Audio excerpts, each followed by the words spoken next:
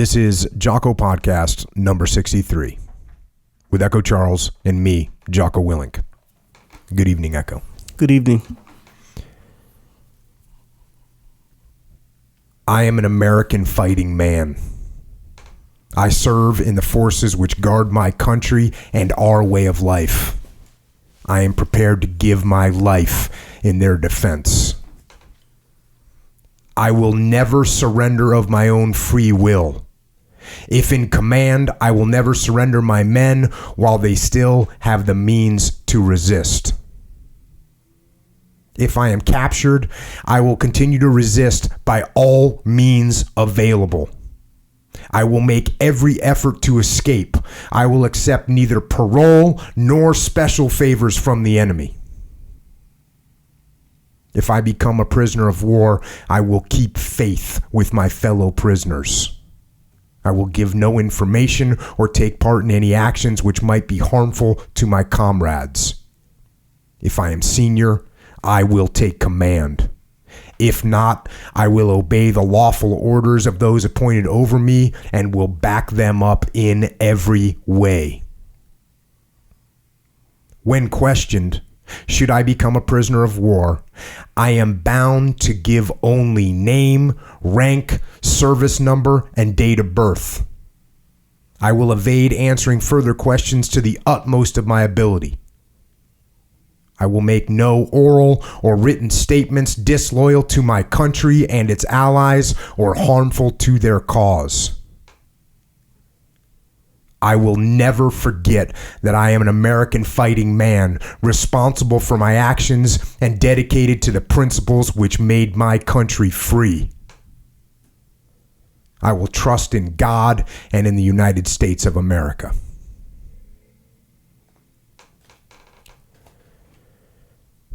And that is the 1955 version of the Code of Conduct for the Armed Forces of the United States.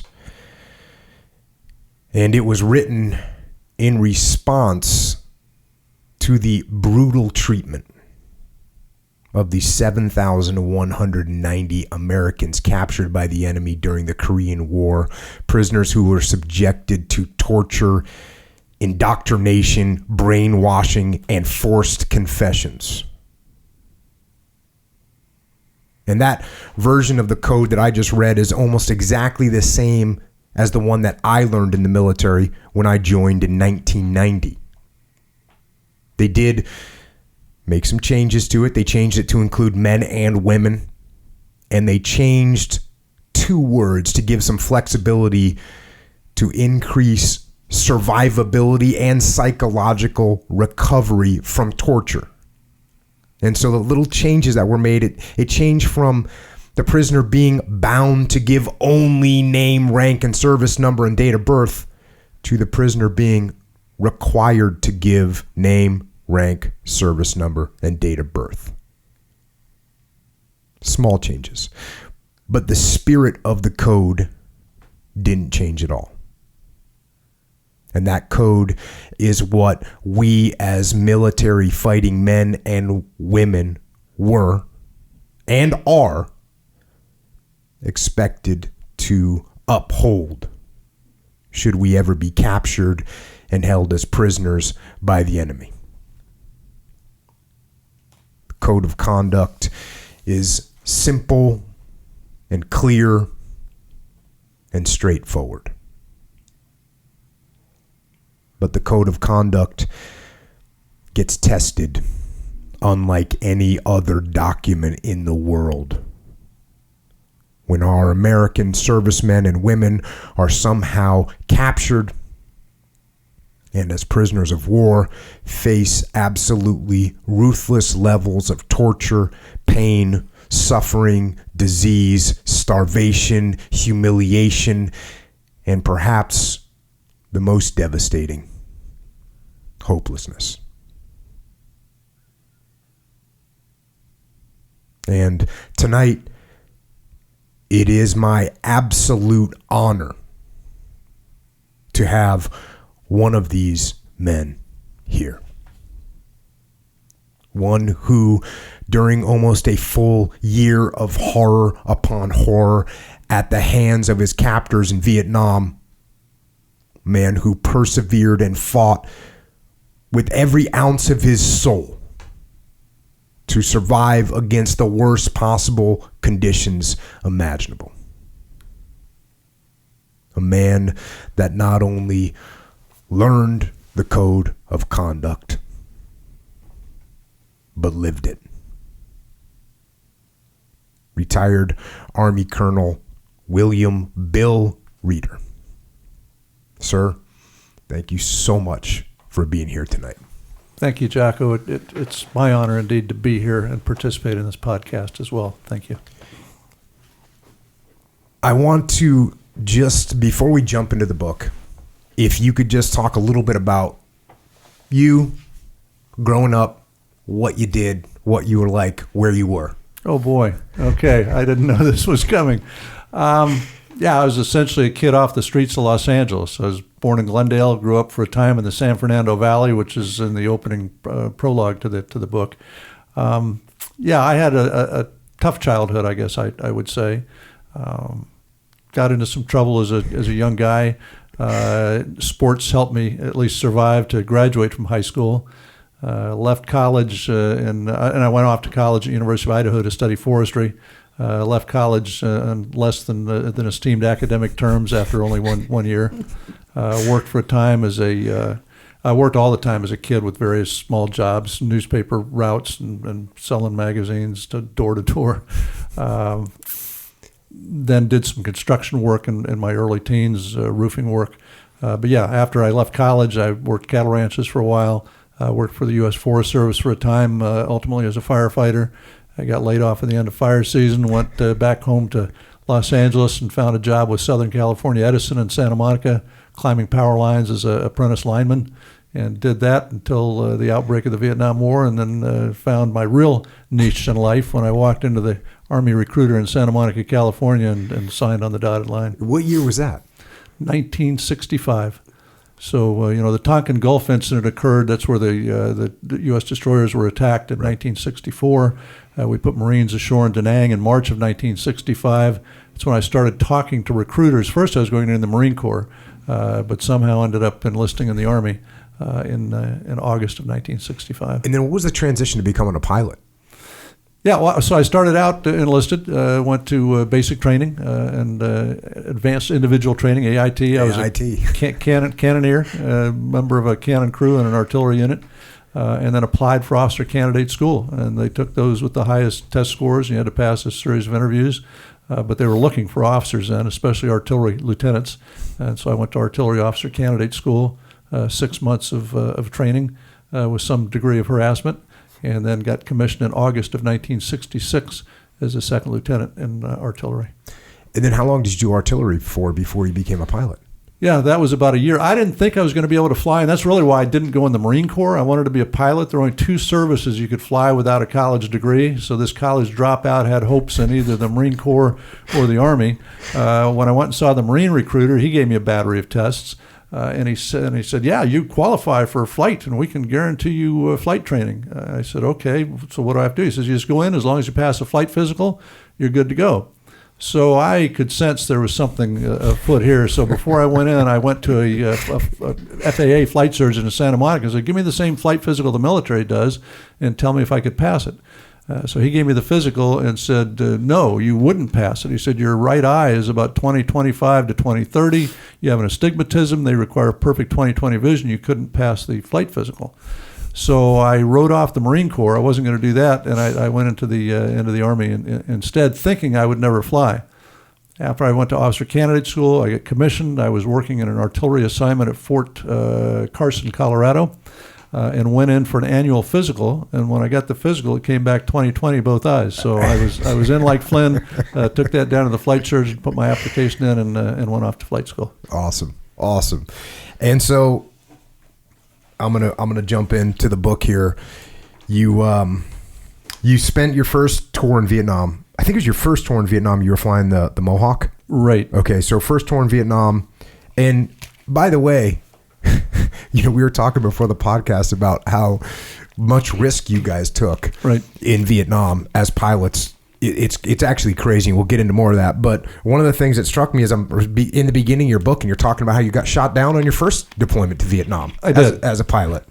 So here's you telling that story to your crew when you go on your second deployment, that you said, yeah, the first couple operations we've done here, they've been pretty exciting, but I had some good ones on my last deployment too. By the way, I got shot down. And so here, I'm going to go to the book here. This is what happened when you got shot down for the first time. Took a 37 millimeter anti-aircraft hit in the right wing, attacking a fuel depot hidden under the trees. Classified mission in Laos over the Ho Chi Minh Trail. I pulled up from a rocket run, wham, the whole right side of the aircraft seemed to explode. We tumbled out of control. The right wing shattered and was on fire. Worked it hard. Got back some ability to fly. Got the fire out. But we were descending fast. Could not hold altitude. Gave the command to eject. The observer went out. I pulled my seat handle right after. I had a very short parachute ride, only got partial chute deployment before hitting the ground with a thud. We were crashing through the treetops by the time I punched out. So for those people that don't know what all that means right there, that means, when you pull an ejection handle on a when you're in a plane, it ejects you out. But you're supposed to do it with some level of altitude, Right? Not when you're hitting the treetops. So you're hitting the treetops, and the canopy not opening all the way. That means that the full usage of the parachute isn't there. It's just sort of getting opened, and then boom, hits the ground. My wingman took a picture of my shoot down site, and you can see the parachute is just all strung out, and I'm laying there at the end of the parachute. I never got a single oscillation. I got a partial shoot deployment and hit the ground. I'm glad we can sit here and laugh at this. know, Am I offending you by laughing at this? I hope not. No, you're not, because you made a comment about taking the hits and the intensity coming, and it really was. But there's something crazy about young men, and at that point in my life, I was a kid living a dream, and I got blown out of the sky on my first tour. Yes, I survived it, and somehow, in my crazy, twisted mind, I couldn't wait to get back over on a second tour flying Cobra attack helicopters. By the way, so this is what happens once you get on the ground. Here we go, back to the book. Then I was nearly captured. I ran through the jungle 45 minutes while my wingman put down suppressive fire. That earned me the nickname Lightfoot. Got plucked out of the jungle by an Air Force helicopter from the 20th Special Operations Squadron out of Thailand called the call sign Pony Express. Spent some time in the hospital there. Eventually I returned to the unit, back to flight duties. This is incredible. We lost 15 airplanes at that point out of 18. 30 crew members shot down. Not many of them ever recovered. I was one of the few. Lousy odds. I was scared then, I'll tell you. If you don't get scared in combat, you're a liar or nuts. Only after a tense mission is over does the real fright come. When there's time to sit and think, you watch it all play out in your mind and wonder how the hell you lived through something like that. So again, we were talking before we pressed record about about how protective America is of its aircraft right now. I can't even imagine you guys had 15 out of 18 airplanes that were shot down. That's insane. And that was a sophisticated, expensive aircraft for the Army at the time. The Mohawk was pretty much top of the line technology Army aircraft then. So yeah. Very, that's a totally different mentality than we have now. Totally different mentality. Yeah, and that was a special unit. We had 5 Mohawk companies in Vietnam at that time. 4 of them were for each of the 4 core tactical zones inside of South Vietnam. They flew missions in support of those areas. We were the 5th company, the bastard company. We flew out of Hue Phu Bai. The only time we saw South Vietnam was for takeoffs and landings. All of our missions were into Laos or up off the coast of North Vietnam. Wow. And then I had one highly classified one I had to deploy down to Tan Son Nhut at Saigon to go into Cambodia that I didn't know what that was all about. It was really hush-hush at the time. That was in the advance of the big Cambodia incursion that took place in 70. Did they develop the Mohawks for Vietnam? Because it's an interesting aircraft. It's a side-by-side, right, and it's a prop plane, too. Yeah, twin-turbo prop, built purely for reconnaissance and surveillance, Grumman aircraft. But then you guys went ahead and put missiles on them, or rockets. Well, right? we put rockets, and there were on 'em. Zuni missiles fired. But we had rockets and pod-mounted machine guns. That led to my Cobra experience, because that was my favorite mission, were the gun missions in the Mohawk. Not all of them were armed, but I liked the gun missions. When I came back from my first tour, there was a spat between the Army and the Air Force, and the result of the spat was we had to take all the armament off the Mohawks. So when I went back on second tour, I wanted to go in a gunship, not something without guns, so that got me into Cobras. Yeah, that's weird. Those bureaucratic spats happen and decisions like that get made. That's really disturbing. So let's get into your second tour. Right. And I'm going to jump into this piece here. Back to the book. On April 14th, we received a radio call that Firebase Charlie was under attack by 2 regiments. 3,000 soldiers of the 320th NVA Infantry Division and 130 millimeter artillery shells were pounding the position. So you guys get this call. This friendly base is being overrun, basically. And here you show up on the scene. Now you're flying a Cobra, which for those of you that don't know, a Cobra is a gunship, as you just said. It's still in service today. The Marine Corps still flies Cobras. Still flying Cobras. And very narrow, skinny. It's based on a Huey, right? Yeah, it was. The Huey was designed and went to Vietnam, and most everybody's familiar with the Huey. The Huey took on a gun mission, though. That in Vietnam we saw the utility of guns on an aircraft. So the Cobra then was designed specifically and only as a gunship, and they took the Huey design, narrowed it down to 36 inches, pilot in the back seat, co-pilot gunner in the front seat. 2.75 rockets on the wing stores, minigun and 40 millimeter grenade launcher in a movable nose turret, and it was one killing machine. Yeah. And it still apparently brings a giant smile to your face when you talk about that, which is lovely. Yeah, and I don't want to seem twisted. I mean, I said at the time I was a kid living a dream, and I was, but I don't want to take away from the horror of combat, and it was scary as crap. Yeah. On every single mission. But there's still something about a young guy going to war, at least a certain type of young guy, and those that were in the 2 units I served in, we were dedicated to what we did, and I think we did it well, and I'm still smiling about it. Well, thank you. So far, every guy I've brought in to this podcast has the exact same attitude, so you're among friends here. Okay. So I'm going now. You guys are there. You show up with your Cobras. Back to the book. We made several passes on enemy guns. Bullets streamed past our cockpits as the NVA gunners tried to bring us down. Rolling in on a 51 position is always dicey. So this is a 51 caliber. It's a Dishka. It's an anti-aircraft gun. Machine gun. And they actually had those when we were in Ramadi. They still had Dishkas, and they used them against us. Tracers come at you and miss by a few feet. You try to get rockets onto him before he gets lucky and blasts you out of the sky. We took small arms hits. My knees vibrated like a sewing machine, but I focused on controlling the helicopter, lining up the gun sights, and shooting. I was scared, but had no time for it. Dan radioed, Dusty, Cyanide Panther 1-3. Panther 1-3, be advised, running low on fuel, out of ammo. We're breaking station for rearm, refuel. Roger 1-3, 4 gun crews taken out. Good work, hurry back. So you're radioing to the guy on the ground who's there. So there's an American advisor on the ground with a bunch of South Vietnamese soldiers. They're being overrun. You come in, you're taking heavy fire, but you're giving back fire. You tell him, hey, we got to go and get some more ammunition. He's saying, good job, hurry back. And when you do show up back, the NVA attack is now more intense. And here's the call that you get when you show back up. Panther, that's you, by the way. Panther, Pink Panthers is your unit, our call sign, and yes. your call sign is Panther. Here's the call you get. Panther, the battalion commander is dead. Acting commander wounded. Enemy broken through on the southwest. Put it there first. Then all around us, but real close.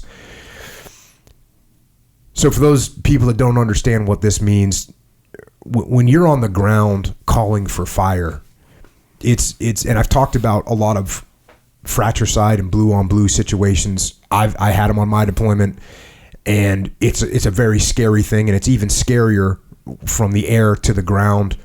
It's hard for people to understand this. When you're in an aircraft, it's very hard to see what's happening on the ground. It can be very easy to get confused. And so it's hard to bring fire very close to your position unless you are just in a terrible situation. And so when you get a call that's saying put the fire all around us as close as you can, you know this is a desperate scenario. And so I'll go back to the book. Roger, Dusty, we've got him. After a number of Cobra attack runs, Duffy called Panther lead. This is Dusty Cyanide. So that's the guy on the ground. That's his call sign, Dusty Cyanide. You've broken the enemy attack for now. Hundreds of bodies in the wire, maybe 1,000, but we cannot hold. After a short break, he continued, we are leaving Firebase Charlie now. Stop them from following us, whatever it takes. Put your stuff right on top of the Firebase now. And again, this is something that it just,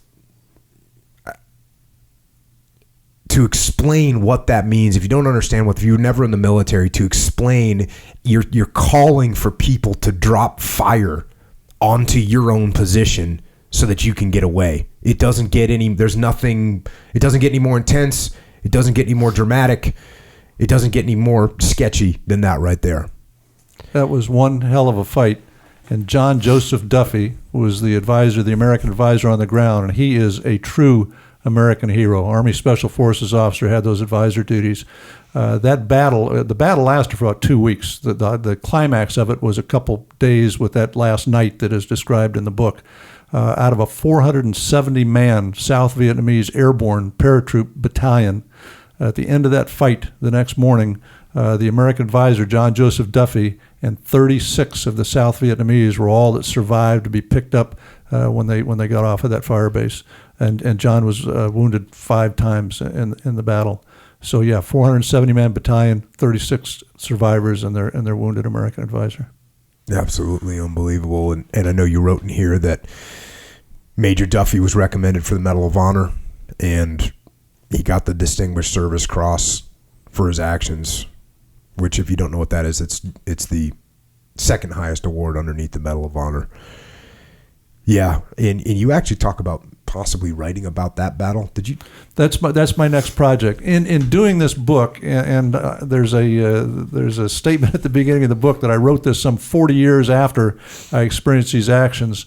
And some things were still perfectly clear in my mind. Other things were a little bit hazier than I thought they would be when I put pen to paper. So in the process of writing, I not only just dug down in my mind and relived every experience as detailed as I could to get everything correct, I contacted those who were also involved in the actions to get their versions, their view, their recollections, to be sure I had this as right as I could. John Joseph Duffy was one that I got a hold of, Major Duffy. I had never met him, had never talked to him since that battle until I was able to track him down with the wonders of modern communication and internet.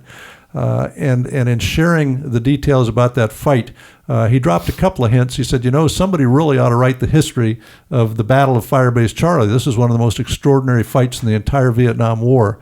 So I think it was after about the half a dozen times he said that, I said, okay, John, I'll do it. I'll write it. So yes, right now I'm working on doing my research and getting everything in order to write the story of that battle in more detail than I give on my couple of pages are in my book. Yeah, that's one of the most interesting things for me about doing this podcast. And another thing we were talking about is there's so many, I didn't know about that battle, and I'm a pretty decent student of military history. Right. I didn't know about that battle, and didn't know about Major John Duffy. I absolutely should, and we all should. And what you realize is that battle, that man, we will never be able to account for all these heroes. No. You just can't do it. So, again, this is fast forwarding a little bit through the book. And by the way, I didn't mention the name of the book yet. Oh, yeah. Thank you. The name of the book is Through the Valley, My Captivity in Vietnam by William Reeder. And get this book. So at this point, I'm jumping ahead a little bit to a situation where you've got, and I'll go to the book, tanks in the wire at Po Li Clang. Launch now and call me en route for their radio freak. Hawk's Claw will get up later. You'll be covering him too. You have tail numbers 053 and 682. Go. So that right there is something bad is happening, and you got to go now. And what's interesting, and I'll point this out for, again, people that aren't in the military. By the way, a lot of guys that listen to this are in the military, a lot of law enforcement, but there's a lot of civilians that don't know everything that I'm talking about or that you're talking about. So what I like about this is that what they're telling the colonel to do is launch your aircraft. Just go get in an aircraft and launch and start heading in that direction. We'll give you a frequency when you get up there. We'll tell you what's going to happen once you get up there, but go. So again, this is an in extremis situation. What we would do that would be similar to this in the SEAL teams is we would go on QRF missions, quick reaction forces, where they would call. It happened to me where they'd call up and say, "Hey, something's going on here at this location. Go." And I'd say, "Who's the unit? We don't know yet. Any frequency? What radio frequency on? We don't know yet. We'll get it to you. Launch." We'd get in our vehicles and launch. Yeah, you develop the situation en route, and then when you lay eyes on when you get there and start talking to the folks. Yeah. Exactly. Back to the book. I stuffed a small emergency radio into one of the pockets of my survival vest. No time to perform the normal check on the radio. I had to include that. There's a lesson learned there. I had to include that. It's, the radio will always work if you test it. And the one time you don't test it is the one time it's not going to work. That's the lesson. Check all your survival gear. Be sure it's in order, regardless of how hot that mission is. Now, you're heading to a place called Ben Het. And I'm going to the book. We headed to Ben Het. As we crossed the last ridge line, the entire valley before us was filled with smoke. Tracers streamed outward from defensive positions inside the camp. Enemy tracers replied from outside. 2 jet fighters bombed next to the camp. NVA rockets, artillery, and mortars exploded in the camp. Enemy tanks breached the perimeter. One inside and partway up the hill looked like it had been killed already. I couldn't be sure. An Air Force AC-130 Spectre gunship was leaving. He'd worked the area over with 20mm Vulcan Gatling guns and 40mm cannons, probably hitting the tank. Enemy infantry moved through openings in the jungle canopy. I could see groups assembling to join the attack. Yeah, it was one heck of a battle. This whole situation we're getting to in the book occurred during the Easter Offensive of 1972. When I arrived back in Vietnam at the end of 71, it seemed like the war was over. In fact, I was afraid that maybe I'd missed my chance for combat in a Cobra because things were so quiet. Most American forces have been withdrawn. In the central part of Vietnam, the Central Highlands where I was operating, there were no American ground forces left at all. It was just some special forces guys, Army aviation units, and some Air Force units. That was it. How that changed as we got into the spring of 1972, because the enemy had been building up their divisions across the border into Laos and Cambodia. And in the spring of 72, they launched an attack from the demilitarized zone, an attack from Cambodia towards Saigon, and then finally in April, attacks across the Central Highlands where we were. And there were a lot of enemy. This day at Ben Het, of course, this is going to turn into the day that we're getting to here. But yeah, elements of 2 North Vietnamese divisions with artillery, with anti-aircraft weapons galore, and with armor going into the camp. And there we showed up with our 2 Cobras to do what we could do. Was that your first time seeing enemy armor? No, but that period was on the 24th, because this is the 9th of May. On the 24th of April, the enemy attacked the 22nd ARVN, that's Army of Vietnam Division headquarters at Tan Can, which is a little bit further to the east from Ben Het. So on the 24th of April, they attacked Tan Can and defeated and overran that NVA division with a number of tanks. So that was the first time I saw tanks in battle. Then we come out on the 9th of May, and I'm seeing tanks again.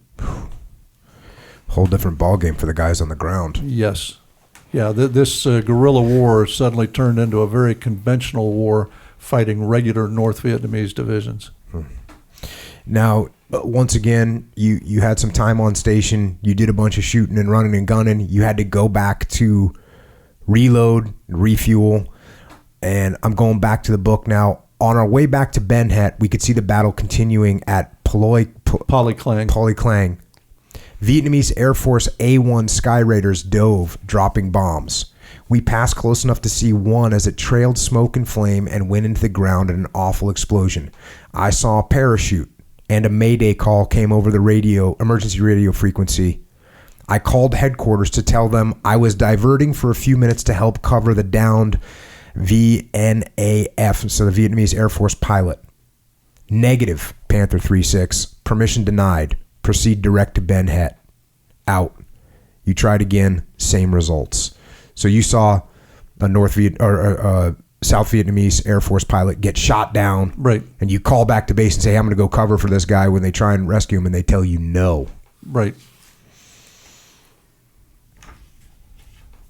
Now, so you do what you're told here. Yeah, decisions in combat. I mean, and there's pluses and minuses to that. Yep. There were guys on the ground at Ben Het in serious trouble.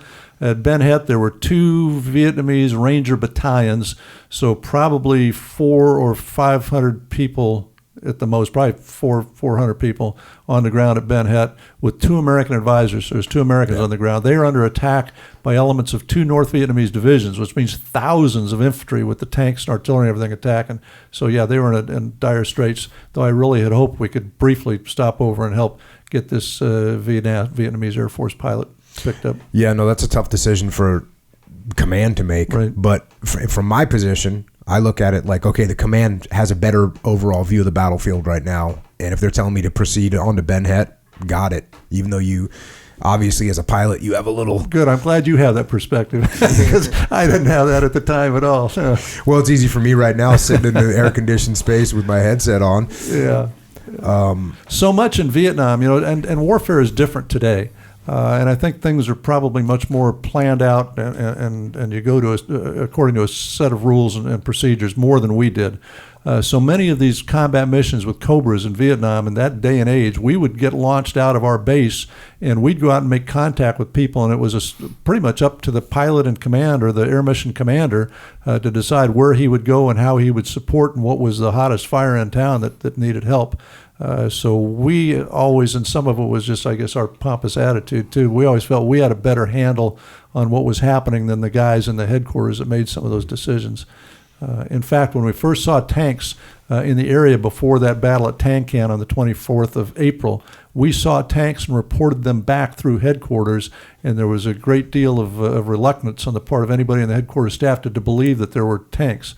There was a guy that, in fact, this is another interesting situation at Vietnam in that time. The senior commander in 2 Corps, that area that I was operating in, was not a military guy. It was a civilian named John Paul Van. And Mr. Van made all the decisions. Now, to keep things legal, he had a 2-star Army general officer working for him, so all military orders came through the Army general, but Mr. Van was making the decisions.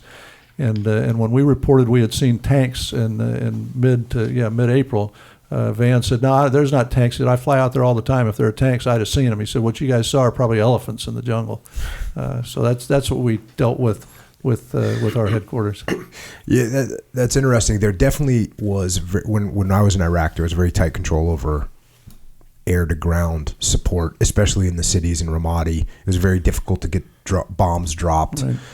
But you know who had really good decentralized command was the tanks. And the tanks that we worked with, they would come and they had pretty good control over what, I'm talking the tank commander. Right. At least at the company command level, we had some company commanders that would just get after it and they would make stuff happen. So we felt really comfortable working with the tankers and they supported us over and over and over again. Really, like I said, with a lot of decentralized command.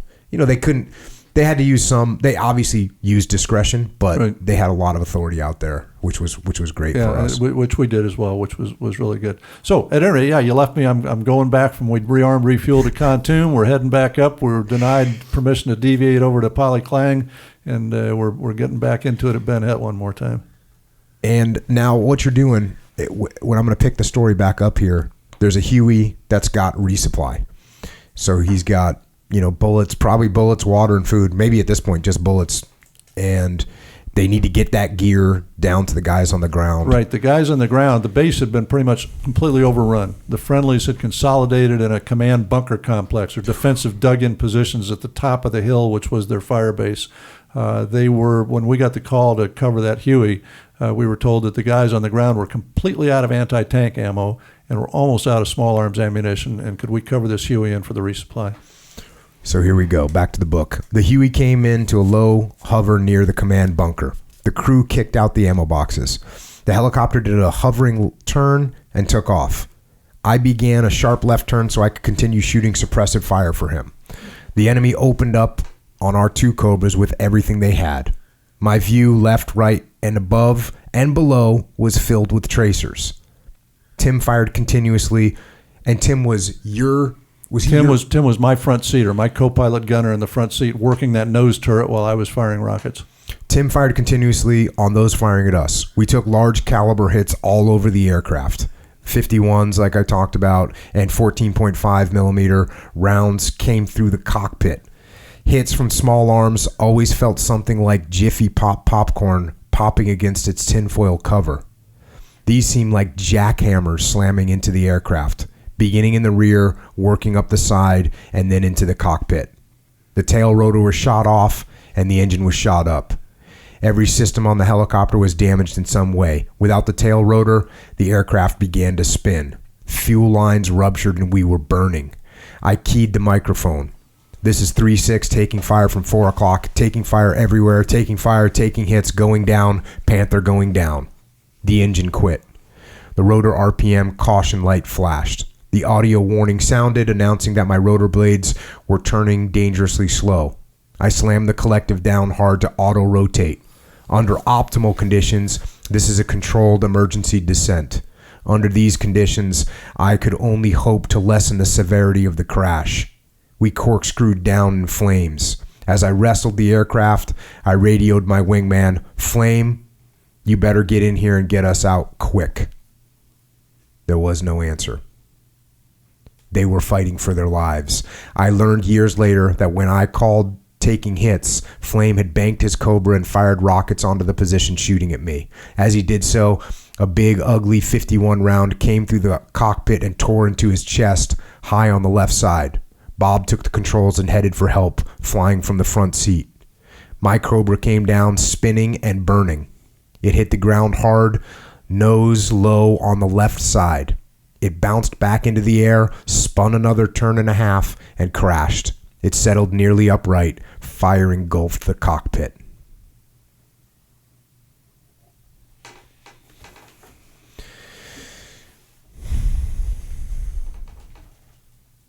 So, pilots are known for maintaining their composure, right? And I've heard pilots do it. And clearly, you know, you're saying we're taking hits, we're taking fire from everywhere, we're going down, Panther going down. Are you so tracking on controlling the aircraft that you're just completely focused on that the rest of what's happening is a little bit blocked out? Or what? Are you thinking to yourself, I got to survive this crash? Are you not worried about the fact that when you get on the ground, hey, now I'm going to be surrounded by enemy? Yeah, you know, none of those thoughts are taking place. As I said in an earlier thing that you read, everyone who's not totally insane is scared in combat. Oftentimes that fear comes about after the missions are over at the end of the day when you think back on what you'd been through that day. Thank goodness we got to drink alcohol in Vietnam. I don't know how people survive in war today. I really don't. We got drunk every single night and then went back out the next day and did it again. So there's fear at the end of the day. There's also fear and trepidation to a degree when you first go, like when I described coming across the hill and seeing what that battle at Ben Hill looked like, tracers, stuff all over the place. I mean, you get butterflies in your stomach and you're anxious. But once you go in on that mission and start those gun runs, it's all there's no time, there's no mental space for any of that other thought. There's no mental space for that fear. You just focus on what you have to do and you do it. And the whole thing we just read of getting shot down, though still, I mean, all these years later, I'm sitting here with a red emotional flush in my face, reliving this yet one more time. But no, I don't recall thinking of anything in those moments. But doing that mission, controlling that aircraft, dealing with that emergency situation as best I could, and going through the whole process, I don't even think there was a thought of life or death, or am I going to make it or not make it, or anything. None of that was even there. It's you do what you have to do, and get it done. And then when it all settled in and hit, spun, settled in, crashed, smoke and flames everywhere, the thing begins exploding. Then there's not time for that fear factor then, because then you start dealing with, okay, what do I have to do now to survive this and get out of here? And so your aircraft's on fire, and I guess you're not sitting around pondering much when your aircraft's on fire and you're stuck and they're trying to get out. You get hung up while you're getting out, by the way. I did. So you do get out. You make it away from the bird a little bit, and you end up getting some distance away. You lost your wingman, right? Or sorry, you lost your my wingman took the 51. Your wingman took the 51, but Tim, he got out of the aircraft too and took off in another direction. Yeah, my front seat, Tim Connery. In a Cobra, there's two canopies, one for the front seat, one for the back. The front seat canopy opens to the left. The back seat canopy opens to the right. So we had an intercom conversation. I said, I don't know. I said, let's get out of this thing. That's good enough for now. And he rogered that call. And then he got out his way. I got out my way. I don't know if you had that little vignette of what happened when I was hanging upside down out the aircraft. Yeah, I do. That guy was from New England too. Mark Truhan, the advisor on the ground there. I'll go ahead and if you want. Yeah, inside Ben Het, one of the American advisors, Mark Truhan, watched us get shot down and crash. He saw Tim exit the aircraft. He saw me hanging out of the side of the Cobra, head down with my feet stuck in the cockpit, the helicopter burning. He'd seen a truck driver die in agony in a blazing semi-wreck years before and had sworn he would not let that happen again. He raised the sights of his M16 rifle to my body. As he began to squeeze the trigger to put me out of my misery, a cloud of smoke billowed from the exploding aircraft. It obscured me from his view. When the smoke cleared, I was gone. And that's something that you found out years later. Yeah, he got in touch with me. He contacted me and said, I think it was a letter, and said, I was one of the advisors on the ground at Ben Het when you got shot down. I can give you some information about what happened if you'd like to hear it. If you don't, I understand. If you just don't want to even go there. I said, oh, tell me what you know. So he shared that story with me. Unbelievable. Yeah. So I'm going back to the book. This is the state you're in. The pain in my back was intense. It was broken. The fire had burned the back of my neck. I had lesser burns on my face. My hair was singed. I had pulled a shell fragment out of my ankle. Superficial lacerations covered my face and forehead, bleeding badly. I was a mess, but I was motivated. I wanted to get away. I staggered from the crash site and headed southeast towards Khartoum, as it was getting dark. I had not gone far when I heard helicopters approaching. Cobras came in low, shooting, and you had your little strobe. And so here we go. I held the light over my head, pointed it toward the aircraft. It flashed a few times. The gunner in the lead Cobra opened up on me with his minigun. A stream of tracers came right at me, this is something we learned in Iraq as well. When you fire off a strobe, if someone isn't expecting or isn't looking for it, it just looks like muzzle flash, and anybody that sees it will shoot at it. We had blue covers that we put on them that supposedly changed the color of it so it wouldn't look like enemy fire, but no. In fact, I ran into that front seater that opened up on me years later at Bentley Hill, and he shared. He said, yeah, we were out there flying that mission, and it sure looked like enemy fire. Sorry about that. So here we go back to the book. This is a little bit about your attitude. I was cocksure. If anyone could survive this, it was me. I'd been a Boy Scout. Though I was one of the troublemakers in my troop, I'd learned a lot. I'd backpacked 65 miles through the mountains in 5 days and practiced survival skills. My troubled youth got me suspended from school a number of times, but it also taught me lessons. I learned to street fight, take care of myself. I had boxed, played football, and run track. I majored in forestry, worked cattle ranches, rode broncs in small rodeos, fought forest fires, worked construction, and was an electrical lineman for Southern California Edison. I remembered a little ditty my mother had taught me. The Lord helps those who help themselves.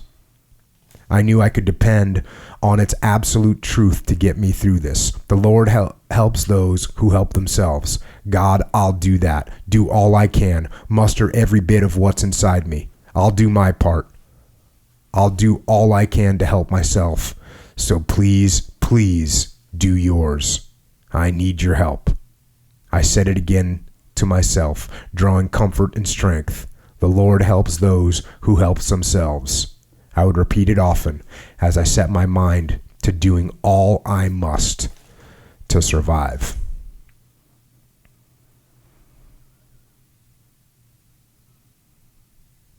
Yeah. This is interesting going through this in all this detail again, because when I wrote the book, I had to revisit everything in detail like I had not done since it happened to me. I had never gone to this depth of reliving those experiences. And it's tough to think back on that. Indeed, when I was writing this, I'd share some of the writing with my wife when I come to bed late at night. And after I got a few chapters into this, I told her one night, I said, Melanie, what am I doing? This whole thing is a series of unfortunate events. Who's going to want to read something like this? And she told me, she said, Bill, I know the whole story. She said, stick with it, finish this book, because I think that in it there's inspiration, there's motivation for people. It's not just your story. It can help others. And so in that vein, I mean, I say that because it is getting a little emotional as we read through this, and that's fine. But I do hope that some of this is useful and helpful for others. And I grew up going to church as a kid, but I wasn't an overly religious guy. And somewhere around college, I quit going to church altogether. And in the Army, the only time I can remember that I'd been going to church was for memorial services for guys, and that was about it. But if you end up in a situation like this, or I would say if you think the situation in your life is stressful and is about to overwhelm you, you need some help beyond yourself. And, no matter what, and I'm not selling any religion, but I would say whatever your religious beliefs are, you can find a lot of strength in your God, and get close to God, and He'll help you through it. I couldn't have done this by myself. I grabbed a hold of that ditty that my mom gave me. I also grabbed a hold of the 23rd Psalm, and when stuff got really close to being blown to smithereens a few times later on in my captivity, that 23rd Psalm was going over and over again in my mind too. So, yeah, again, not selling any religion, but whatever your spirituality is, you best get comfortable with it if you're going to be in dire straits like this. Yeah, and it's interesting that you're saying, look, I'm going to do everything I can, but I'm going to need some help. Yep. And certainly, when you say that other people, will be able to find, absolutely. I mean, just me reading this, I found all kinds of not just inspiration, but practical guidance, which, one of the things you just said is practical guidance on, someone that's been through what you've been through. There's so much that everybody else can take away and learn from. And yeah, that's one of them right there. Do what you can, do everything that you can, and then have some faith on the things that you can't control are going to work out your way. Yeah, and I think that's important too, because I'm thinking now as we're talking, and I don't know if we're going to get to that specific part in the book or not, but early on, I think it was the first night, I get B-52 strikes almost landing on top of me, and I'm beginning to feel that am I going to survive this or not? And I think the answer is, I don't know. But in that answer is, I don't know, and so what? I mean, that doesn't matter. That's not important. I may survive, I may not survive. I'm going to do all I can to survive. So I got to the point where this fear of being blown to smithereens kind of went away. And I just settled into, I'll either survive or I won't survive. I can't worry about that. All I can worry about is what can I do to try and set the best conditions to make that survival possible. And if I either will or I won't. One of the similar thing that I always felt was, in Iraq, one of the biggest threats to us was IEDs. Right. And they're random. They're going to hit you or they're not going to hit you. And every time you go outside the wire, there's a chance that it's your day. And, kind of what I told my guys and the way I felt myself was, okay, I know they're out there. We've done everything we can to mitigate the risk. We've done our planning. We've done our drills. We've gathered our intelligence. There's nothing else we can do to control it, so I'm not going to worry about it. Right. And I've done everything I can. Like you said, I've helped myself as much as I can, and then after that, it's out of my hands. Yep. And the more you worry about it, like you said, well, does it really matter? I can sit here and worry about it, but it doesn't matter. Got to move forward. Exactly. Here's you do a couple days, 3 days worth of evasion of the enemy, and now you're out hiding. You hear some voices. You crouch down. You hide. You know they're people. And here we go, back to the book. A lot of crashing around came from the direction of the voices. I looked up and saw uniformed NVA soldiers pointing AK-47 rifles at my head. They shrieked something and motioned for me to stand up. I did. I was captured. I felt indescribably sick in the pit of my stomach as the world fell away. I'd been struggling for 3 days to stay alive. I was in miserable shape, but I had been free and I had options. No more.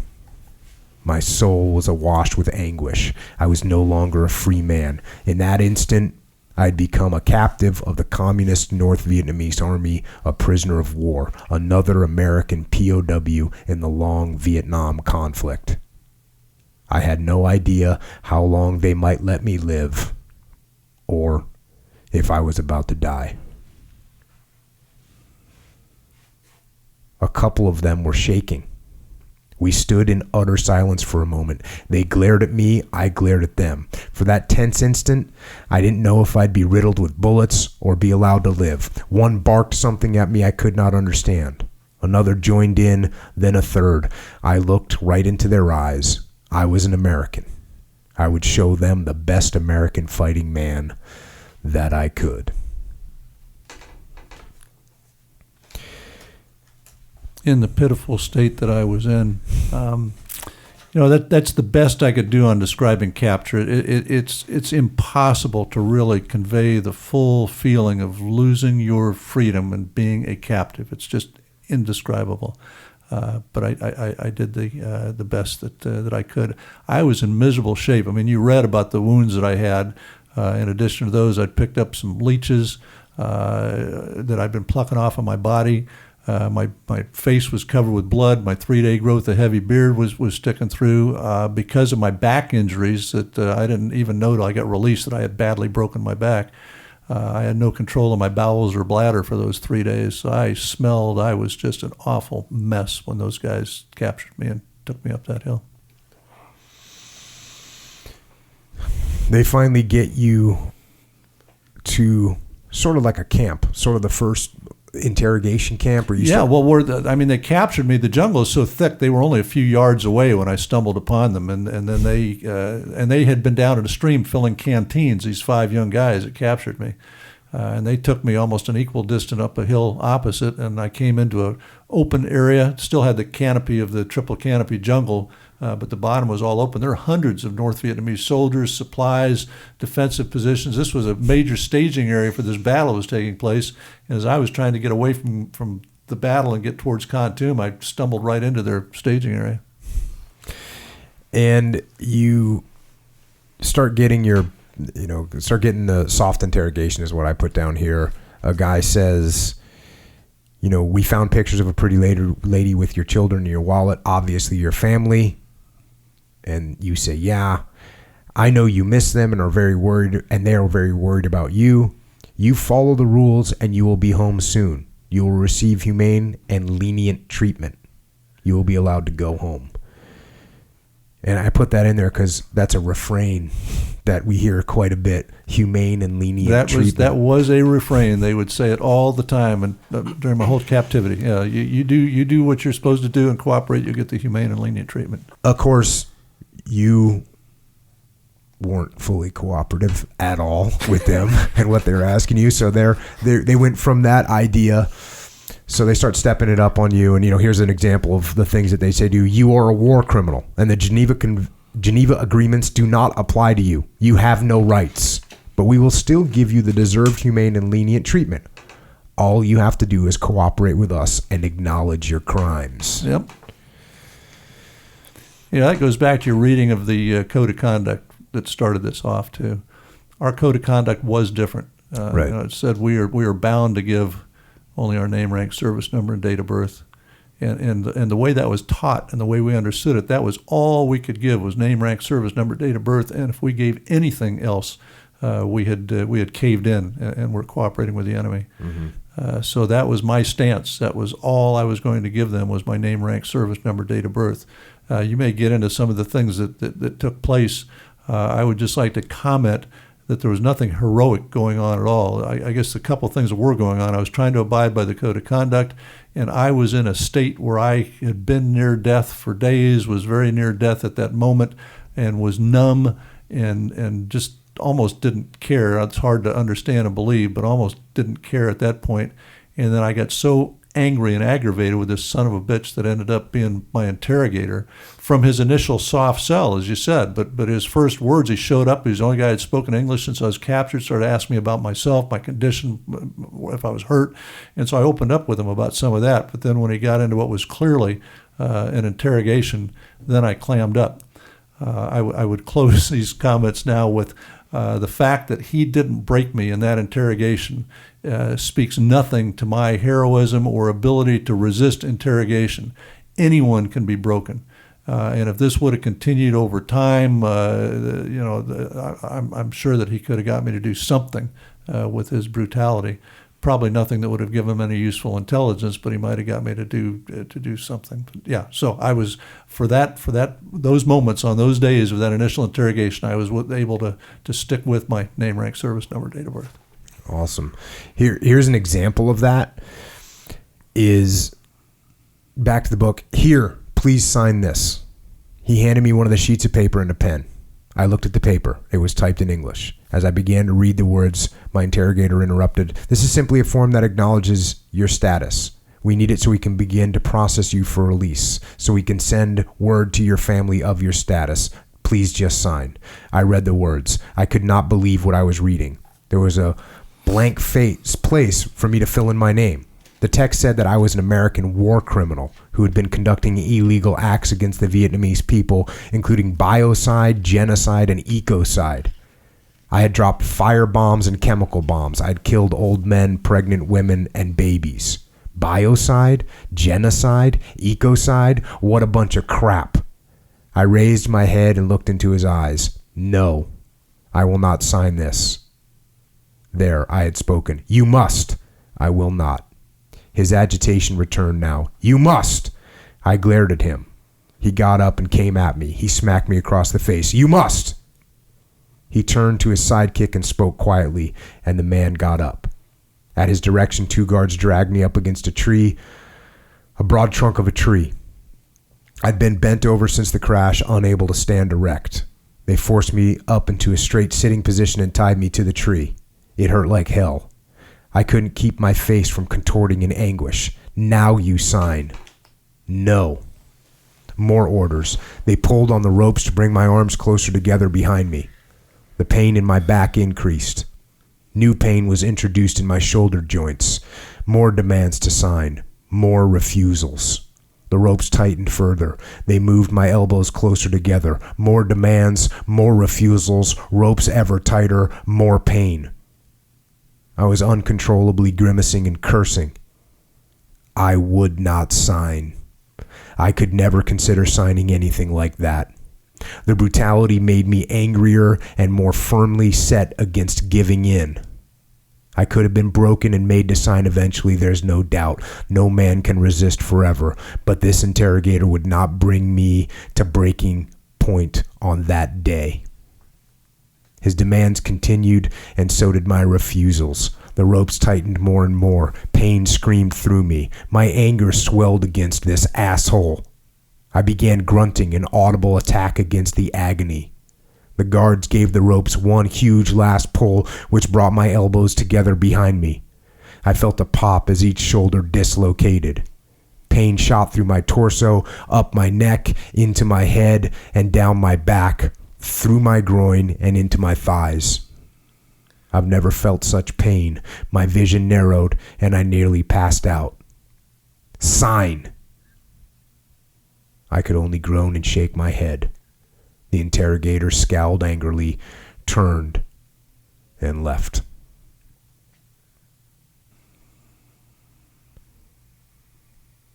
I'm going to continue on.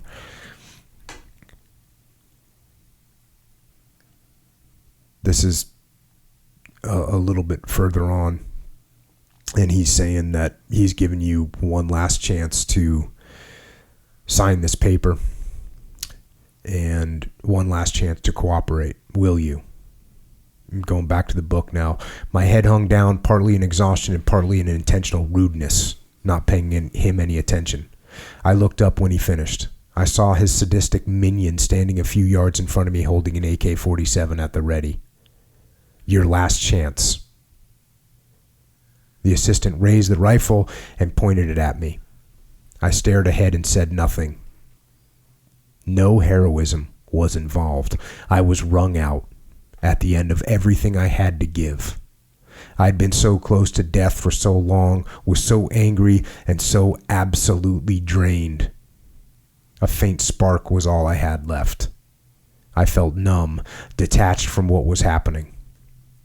I was not resisting. I was just giving in to the flow of whatever was destined to be. That might be death. It might not. I'd seen an army training film years before showing the mock execution of a Korean War POW. I remembered that scene. The action of the trigger being pulled went over and over in my mind. Click, click, click. Bam! I flinched as the soldier jerked the trigger back, but nothing happened. No shot. No loud bang. No bullet ripping my skull or chest. Nothing. The soldier laughed. My interrogator smiled. I am done with you. You will be taken away from here. Yeah, that was 3 days of just 3 horrible days, losing my freedom, going through that interrogation, being thrown down into a pit at night is where I stayed. It was one of their old abandoned bunkers. It had about 6 inches of mud and goo in the bottom. And that caused me a big psychological issue. That first night, closed in that darkness. That night, I really had to fight to just keep my cool down there with a bunch of, there were centipedes and spiders and rats, and it was a mess. So I'd spend the nights down there and come up in the daytime for interrogation, back down in that hole, nights back up for interrogation. So what we read covered a period of 3 days before he finally gave up on me. And yeah, I had no idea what was going to happen. And even thinking back on it, it's just going through all that pretty much in just a numb state with that treatment. Yeah, my shoulders today still cause me problems. I had a son that ended up playing football for University of Washington many years ago. He's going to turn 50 here in April, so this was a number of years ago. But yeah, in high school, I'd throw about 2 passes, and that was it for my shoulders. Can't play horseshoes or anything, but yeah. So it's something that definitely I've experienced doing these readings, and I've talked about it before, that when I read something in my head and it kind of, I go, oh, that's powerful, but then when you read it aloud and you hear it, it's even more. And it's the same thing with, I know I sent you Jody Middick's, the podcast when Jody Middick was on, and he said the same thing. He said to me, when you're reading it, it's like I'm hearing my own thoughts or something. It brought him back. And yeah, there's something about that. It's okay. It's like when you're reading it, it's sort of detached from reality, or it's one step further detached from reality. And obviously sitting with Jody, sitting here with you, and knowing that this is you.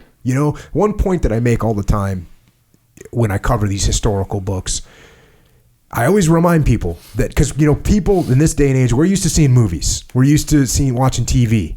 And I always say that this guy that I'm talking about, this is a person. This guy in World War II, this is a person. This guy in World War I, this is a man. And so to have you sitting here knowing that this is you, It's I don't even know what to say to describe it. Well, thanks, Jocko. And this has become an emotional experience for me, but it's important, and I think this is going to be an important podcast. I wrote that book. I finished it. It was published last April. I've not read that book since it was published. I mean, it was something to go through and relive all that to get it written, and so it's been almost a year. I haven't read the book, so we're going into detail. But this is good. So you get turned over to some other guards, Right. and they start taking you on a walk. You're walking Right. to somewhere else, and you're in. You talked about the conditioning. By the way, you have a crushed vertebrae at this point, right? Yeah, it's a badly broken back. One vertebrae is about completely crushed, damaged to two other vertebrae. Your legs swollen. I mean, you got all kinds of issue, and now you got to walk. And so I'm going back with they gave me my boots back after those 3 days of interrogation. No socks, no laces, boots, bare feet. Okay, go ahead. We had a old Vietnam SEAL when I got to SEAL Team 1 in 1990, and he would run barefoot all the time. And one day was, hey sir, why you run barefoot? And he says, the first thing the gooks do, take your shoes. Got to have hard feet. I was like, okay, I guess I'm running barefoot now. I was thinking, because when I showed up at SEAL Team 1, I always joke about this. I thought I was going to the Vietnam War in 1991 when I got there. I thought, I'm going to Vietnam now. I was that, how you were, but I was a little off, historically. So that's the situation you're in. Going back to the book, they'd been saying a phrase. So as you're marching with these guys, they've been saying a phrase for the past 2 days that I couldn't understand. I thought it was Vietnamese. Go quick or die. As we pushed up the road, they walked behind me, poking their rifle barrels into my kidneys, my ribs, shouting with increasing urgency, "Go quick or die! Go quick or die!" And then after a while, for the first time, I understood what they were saying. Go quick or die. They had been taught one short phrase in English. It was all they knew, and they had pronounced it so poorly that it took me 2 days to figure it out. I moved as fast as I could, but I was at the end of everything I had. I struggled on. And I'm just noticing this. You're going to reach the end of everything you've had. I mean, you already were there. Many times. You're going to reach it again. You just reached it. It's incredible. It's an amazing thing about human beings, what we have inside that we can dig down and grab a hold of when we have to, that we don't think we ever could have done it, but it's there. And here's something that helped you. Back to the book, I found myself mentally reciting what I could recall of the 23rd Psalm. I repeated one line over and over in my head. Yea, though I walk through the valley of the shadow of death, I will fear no evil, for thou art with me. That wasn't the only time during my captivity that the 23rd Psalm came to my lips. Nope.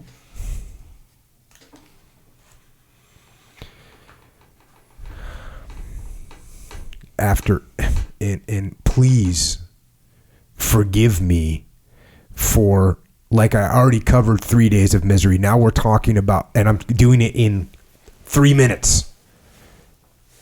Now you've walked for multiple days, suffering the whole time, and I'm going to fast forward through it. Okay. And I'm sorry.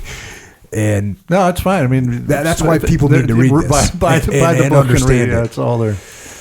So you arrive at a camp now. We arrived, back to the book, we stopped in front of one cage and the door opened. A guard pushed me in and I stumbled over someone lying inside and fell, tumbling into the ground. Pain shot through me. The cage was about 12 feet wide and 20 feet or so long. It could not have been more than 4 feet high. 26 prisoners were stuffed inside, all South Vietnamese soldiers. Heat hung in the cage, heavy and stale. The air smelled of filth and putrid wounds. People moaned in a constant dull rumble. The occasional wail was met with sharp shushes and guarded whispers. The doorway was shut and secured. I lay there, thankful I'd survived the journey of the past 3 days. What would become of me now? Yeah, that was my first prison camp. the jungle camp. It was in the jungle, figure somewhere in northern Cambodia where the U.S. wasn't operating anymore. And it was a camp of many cages. There were about 300 prisoners in that camp, all South Vietnamese that had been captured in this offensive. One other American who I would meet later. And, put in one of those cages. Back to the book. My broken back screamed every time I tried to lie down. With my feet in the stocks. So they'd put your feet into stocks, wooden bamboo stocks. There was no way I could lay on my side. I couldn't lay straight back, so I sat upright in the dark in agony. I thought of my family, thought of my day, of where I'd been, where I was now, and what might lie ahead. I hurt badly. Still, I had hope. I can live this way. I can do this. I can survive. I will survive. I sat there, thoughts drifting across the landscape of my life, shaped by these extraordinary circumstances. Eventually, I fell asleep, sitting upright that night, dreaming of what might become of me. I jolted awake. Something scampered across my legs. Something was on my feet. Something small, cool, and wet touched my arches and soles. Little rat noses poked and sniffed at my feet. Tiny teeth gnawed my pulverized raw flesh. My arms swung without command as I batted a large rat off my lap. Others scurried away. I screamed inside, lips pressed tightly shut, a muffled shriek of terror. I thrashed. My legs flailed but went nowhere. I wiggled my feet as well as I could in the socks and got the rats off. They fled into the night, only to return when I fell back asleep. They would return to torment me nearly every night in that jungle prison. Yeah, I don't like rats to this day. Some of my kids just mess with me. They'll just bring up rats or they mention rats. I hate rats from that experience, and that's not the beginning or the end of the rat experiences in prison.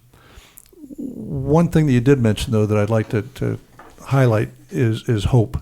There was a phrase in there that I wasn't going to give up hope. Hope is such a powerful thing. It's there for all of us. We just need to grab a hold of it and hold it tightly. Hope was all I had for much of my time in captivity. Hope of surviving, and in that survival of getting back to my two young kids. Those two kids really played such a role in having me survive. My son, when I went over there, was 4.5 years old, a little over 4. My daughter was newborn. But when things would get really, really tough, I think of those kids, and however bad it was, I had to endure it to do my best to survive and get home to those kids. Yeah, I definitely, that's one of the things that I specifically highlighted, was I can live this way, I can do this, I can survive, I will survive. I had hope. Yeah. And I read it just the way you just explained it. It hit me that hard. Back to the book. We sat for a few more hours. My cage mates, all Vietnamese soldiers, appeared a ragtag crew. Almost everyone had been wounded, some gravely. Filth covered their tattered uniforms. The whole place stunk of sweat, blood, infection, feces, and urine. We were all hurting, and some would die. Some cautiously whispered to their neighbor. Most, like me, just sat and stared. That's what I did. I sat and stared at them, sitting and staring at nothing. I wondered if I would go crazy here. Would I die here? What would happen first, insanity or death? I snapped back to what little grasp I had on reality. Hold it together. Focus. Spence and Vicky, we'll hike, we'll play. Get back home for those kids. You can do it. You can endure. I couldn't allow my thoughts to drift in dark directions. I forced myself into logical, structured thinking. I began planning a hiking trip with my family, a backpacking trip into the woods. I planned the route, the equipment loads for each. They'd be feather light for Vicky, a little more for Spence and Amy. I'd carry most of it. We'd eat dehydrated food, cooked around a small campfire. delicious. I'll tell you, dehydrated food then sounded awfully good. That was a gourmet meal, and I did that. I got back from my captivity. I spent some, and maybe we'll go into this later, and I won't get into all the details of hospitalization and medical and all that. But when I got released from the hospital, finally, took my family on vacation. Any guesses on what the first thing I did on that vacation? Tell me. Drove to the Olympic Peninsula and took my family backpacking.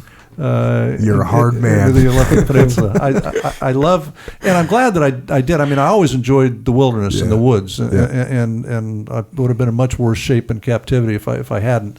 But since then, I've loved the wilderness and the woods even more. I mean, I love every day, every beautiful day on God's green earth, but love the wilderness and the woods. We were assigned to Panama for a time. I don't know if you've been down there for jungle school. Yeah. And when one thing, my older son, the little 4.5-year-old boy, was an adult by then.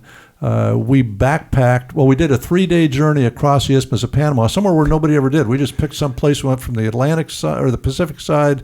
We did mountain bikes first. Then we backpacked, staying in the jungle until we got to the Rio Indio, and it was dry season. We didn't plan it very well because we had to hike way down the Rio Indio before there was enough water to hire a guy in a cayuga canoe to take us out to the ocean. So and that was just before my retirement. But I've always loved the wilderness, loved the jungle.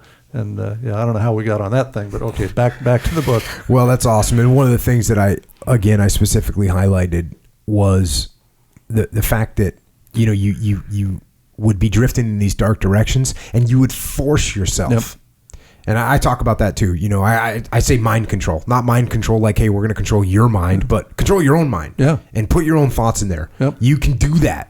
And people just need to learn how to do it. Instead of when you start drifting off in the wrong direction, control your thoughts, get mind control. And I love the fact that you did that with such authority and power over what your brain was thinking.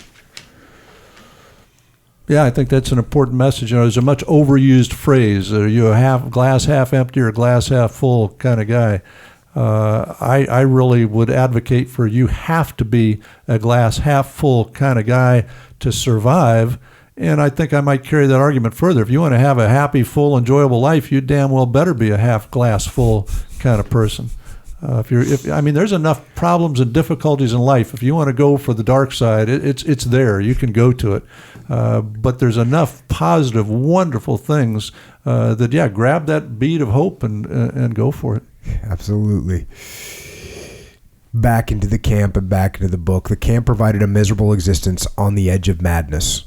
All was filth and disease and suffering.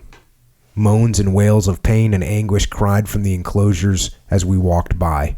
I caught glimpses of sick and wounded men inside cage after cage, their eyes white orbs of desperation peering from grimy faces through the din of the gray world inside. And now you're back in the stocks, sitting there wounded in stocks in a bamboo cage in an unknown jungle prison camp with death all around me. I began to wonder, how long can I endure this? Then my voice said out loud, as long as it takes. Yeah. Incredible. And here you meet, in this prison camp, you meet Wayne Finch. Yeah, the other American who was held prisoner. He'd been captured March, April, May, a couple months before me. And you, Wayne, the crew, now you're going to get put on a long march. They say, we're going to move you out of this prison camp. Do you know you're going to Hanoi at this point? No. They pulled me out of my cage, and I found myself in the center of the camp with a group of 25 South Vietnamese prisoners. I think they were all officers, myself and Wayne. And they told us they were going to move us to a new camp, and the communist camp commander was running at the mouth, and one of the South Vietnamese officers was translating for us. But they're going to move us to a new camp where conditions would be better. I mean, in this camp, people were dying almost every day. Conditions would be better. We'd get medical care. We'd get letters from home. But it would be a very difficult journey. It could last for as long as 11 days, and we should try very hard to make it. That's what we were told. Now, the try very hard, the 11 days, I guess, was registering in my mind. The try very hard to make it really didn't fully register until we actually set out marching. By this time, my ankle wound was very infected. My leg was very swollen. It was so painful just to take a step. And yet I was having to take step after step after step. And as I got into that march, I was wondering how I was going to get through the first day. I didn't think I could do it. I didn't know how I could possibly walk for a day through the jungle. They had us tied loosely together, had our arms tied loosely behind our backs, no shoes this time. This was barefoot, and off we went. Somehow I made it through that first day, and the day after that, and the day after that. The trip turned out to be not 11 days to a new camp somewhere in Cambodia or even Laos or back into Vietnam. That trip took over 3 months, and I did end up in Hanoi at the end of that trip. That journey cost the lives of 6 of the South Vietnamese prisoners, and Wayne, the other American, died before we got to Hanoi, and I damn near died a number of times. That's all in the book, but by the grace of God, I survived and made it and got all the way to Hanoi. He also got to know some of the South Vietnamese soldiers. One of them, Lieutenant Nguyen Dinh Dinh. Is that right? Yeah, that's very good. San? Yeah, San. Lieutenant San. San. And he was, obviously you formed a really good relationship with him. Yes. Here we go back to the book. We trudged out. Let me interject one thing, because this is fascinating to me. It's always been. Well, I'll come back to it. Let me see where you're going to go with the conversation. Are you going to get to my relationship with him? And yeah. Okay, go. Yeah, absolutely. Go. We trudged out of the valley up onto a rising ridgeline. There wasn't much talking. When we began to climb up a steep, long trail, I was already exhausted. I had to push hard to make every step. My swollen, infected ankle throbbed with pain. I wondered, is anyone else having this much trouble? How long am I be able to keep going? Only then did the words of the lead guard really hit me. As long as 11 days, try very hard to make it. My being revolted. 11 days of this, how the hell am I going to be able to do that? In 2 seconds, I answered. Got to. As long as it takes. Reach down deep. Gotta go. Keep going. God help me. Wayne was stoic. He was in better shape than I was, but still, it had to be tough for him. He just bore down and put out what was needed to keep on going. Some of the other prisoners did as well. Many like me had trouble. A number complained, and a few cried.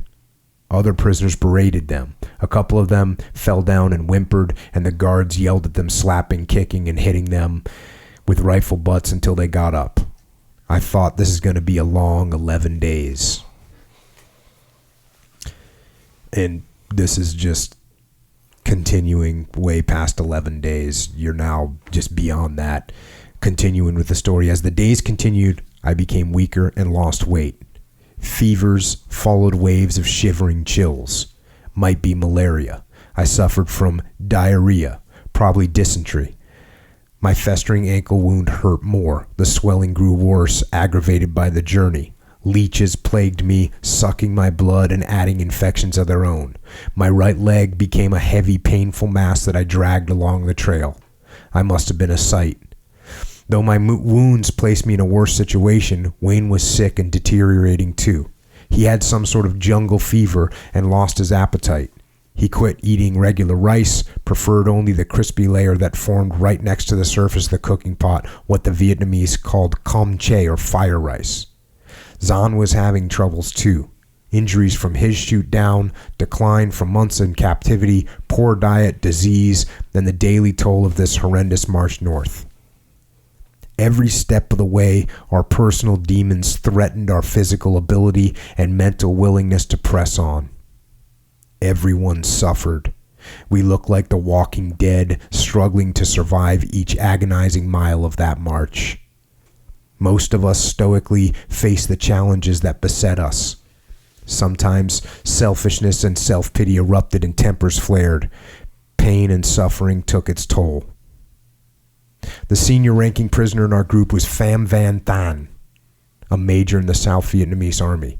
He tried his best to be a leader for the 25 South Vietnamese officers and 2 American helicopter pilots under the most trying conditions. The enemy gave him no authority to lead.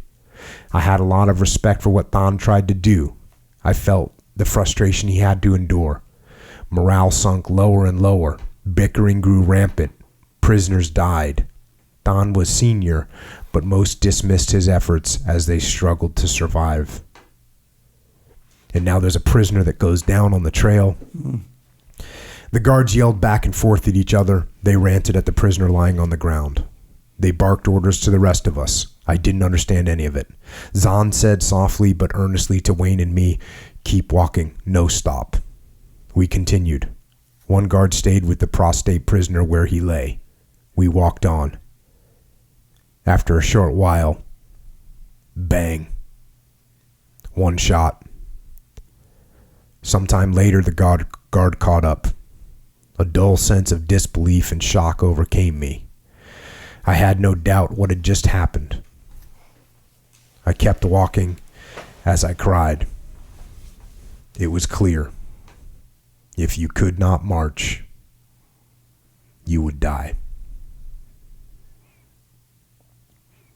Yeah, and that message really settled into my mind at that point, and I knew if I ever got to the point where I couldn't march anymore, that would probably happen to me as well. The aside that I wanted to say about Sang was, and it was mentioned, Sang was a Vietnamese Air Force pilot. He was young and strong, and in my mind he was a lot bigger than he was, because he's still a short-statured Vietnamese. He was the A-1 pilot that I saw shot down on my way to Ben Het, that I asked for permission to go help rescue. Yeah. We put that together shortly after we started that march north of what he was flying, where he was when he was shot down. I said, my God, we were shot down the same day. Yeah. And that's one of the reasons I included that piece, because it was such a coincidence or fate that you guys were. That was him, and there you were. And he turned out to be such a good friend, and I owe my life to several people, Wayne Finch and Sang especially, for what he did for me. Back to the book. The journey was a nightmare, a horrid, soul-wrenching nightmare. It grew worse. Others fell out and died. Each step every day racked my body with pain. My infections became worse. Disease was taking me. I knew I was sliding closer to death, but I kept fighting as hard as I could. To keep my spirits up, I continuously thought of my family, of things I would do with Spencer and Vicky when I got home. Thinking of those 2 kids gave me strength, always bolstered my hope. My leg was now swollen to twice its normal size, dark-colored, filled with pus. Long splits formed in the skin. Pus and bloody, stinking fluid oozed from the cracks. I dragged it along like a sodden club. Every movement lashed me with searing pain that kept my face contorted. I shrieked a silent cry within. Pain burdened a blackened scar deep in the center of my soul. Gangrene set in. My bloody dysentery worsened. I had chills and fevers. I would find out later that I had 3 different kinds of malaria. Each morning, I fought a battle to stand. And with all that going on, I tried to maintain a sense of humor. It was hard, but it was necessary. Spirit is the most important factor in survival. A sense of humor, even under the worst conditions, helps maintain spirit, and in spirit lives hope. I was determined to survive. Still, I owed so much to Wayne and Zahn. They helped me through the worst and were always concerned about me. They did all they could to help me. Zahn especially helped me remain positive, to be hopeful. As bad as things ever got, I never gave up hope. I mustered all my will each day just to wake, stand, and take a step. Then I fought hard for the remainder of the day to keep going, moving along the trail. I could barely walk, but somehow I did. I survived each day to open my eyes in the morning to the gift of one more dawn. The realities of my miserable world were clear. Death Our constant companion stalked us, waiting for us to give in to its relentless temptation. That would be the easy thing to do. In normal life, you have to take some overt action to die. You have to kill yourself. As a prisoner of war, under these circumstances, that is reversed. You have to reach deep within yourself and struggle each day to stay alive. Dying is easy. Just relax, do nothing, give up, then peacefully surrender.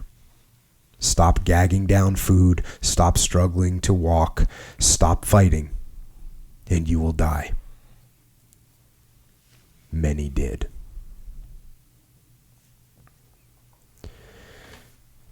So that's an incredible paradox that you point out there. Yeah, but it's something that I saw, because it is. I mean, if you give up, then you just die. You stop eating and you die. It's hard to stay alive, and you need something to motivate you to stay alive. And I had it. I mean, I can't talk enough about those two kids. And when they listen to this, it's often hard to keep from getting very emotional. But those two little kids are probably the single most important reason that I survived, along with a lot of other things that helped. And that little 4.5-year-old boy will celebrate his 50th birthday in April. And you'll be there with him, I hope. Yeah. Beautiful. I think we're getting to the low point here. The worst day of my life came a few weeks into this trip. I fought hard to continue the march, but I faltered. I dug deep inside myself for strength. There was nothing there. I dug deeper. I staggered on and faltered again. I struggled more. I reached deeper yet. I prayed for more strength. There was none. I collapsed. I got up and stumbled along. I collapsed again and again, and I got up again and again. I fought with all I had in my body, heart, and soul. I collapsed and couldn't get up. I could not will myself up. I was at the end of my life. The guard looked down on me. He ordered me up. He yelled at me. I could not. It was done. I knew my life was ended. Here, on this miserable, muddy jungle trail, it was over. Would my family ever know what had happened to me? Then Zahn was there, looking worried, bending over me. The guard yelled at him to stop. Undeterred, Zahn reached down to help me. The guard yelled louder, but Zahn's face was set with determination. In spite of whatever threats the guard was screaming, Zahn raised me up, turned, and pulled me onto his frail, weak back. He wrapped my arms around his neck and clasped my wrists together in front of him. The rest of the day, he pulled me along, my feet dragging on the ground behind. Part of the time, he was helped by Lieutenant Hung. Nong Li, a big impish brute, helped briefly, but it was Zahn and Hung who carried the burden that day. It was Zahn who risked his own life to lift me from death. It was Zahn who carried me and cared for me until we completed that long day's struggle at another wayside camp. Yeah, I definitely owe him my life. Absolutely.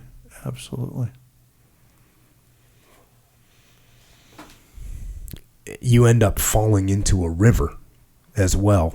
Yeah, that's the next day when we tried to set out, and I couldn't get back up. I mean, my ankle wound was so infected I could barely move that leg. And 3 kinds of malaria, dysentery, then 3 kinds of intestinal parasites, malabsorption syndrome. I was just in a bad way.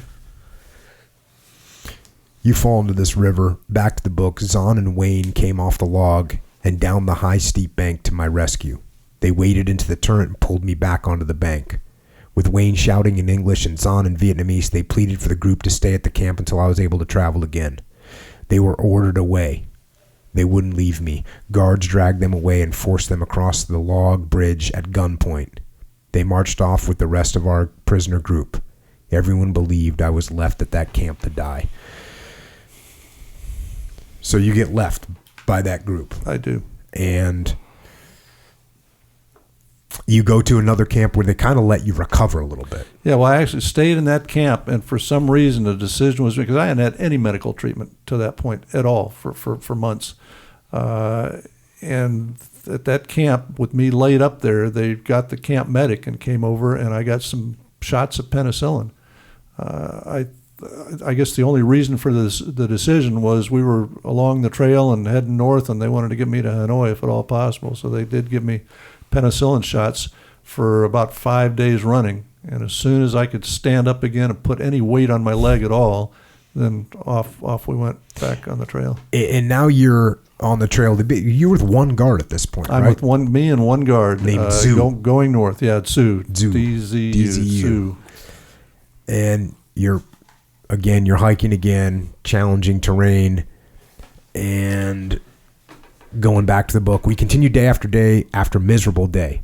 The journey was taking its toll, stretching my will to press on. Again, it's like you just keep getting to the bottom and finding more. Unbelievable. Each day's trek demanded more than I thought I had to give. I was able to go on only by scraping up the few remaining bits of grit that remained in the most obscure recesses of my heart and soul. I prayed, I commanded, I willed myself to take step after impossible step. That effort itself fed an agony festering within me which swelled and gnawed at my core as week followed wretched week. Malaria attacks and bouts of bloody dysentery tortured me. The pain of my broken back pierced me every day. The soles of my feet were mosaics of raised welts and open bleeding gashes and punctures. Previously broken toes throbbed as I broke them again. And as always, there was the pesky leeches. But I was still alive. And for that, I thanked God. And not only did you thank God, you also still tried to escape in that state. That was one of the stupidest things I did in my entire captivity, though. But yes, I had that in the code of conduct: escape, escape, escape. And we had planned, even in that first jungle camp, had planned an escape from there with Wayne. But it was because of my poor condition that Wayne said, we're going to wait till you get some strength, or this isn't going to work. And then, of course, they took us off on the trip that Wayne didn't survive. But yeah, so the day that I finally did, I had an opportunity. You mentioned I was with one guard. We'd often travel with other groups of North Vietnamese going up and down the trail, and we were traveling with one such group this day. And I don't know where you're going to pick up the story. So you can just tell it. I'll tell part. So my guard Zoo is talking to some other North Vietnamese guy, and we're all in a big group, and so they fall behind, and I'm still with the main group, but I'm kind of slowing down, and the group is moving away from me. And I came around one turn in the trail, one corner, no Zoo behind me, no group in front of me. So just in that instant, I said, this is my chance. And plus I knew about where we were, near the demilitarized zone, and we were only several miles from the coast, so that's in the back of my mind. I think I could make it.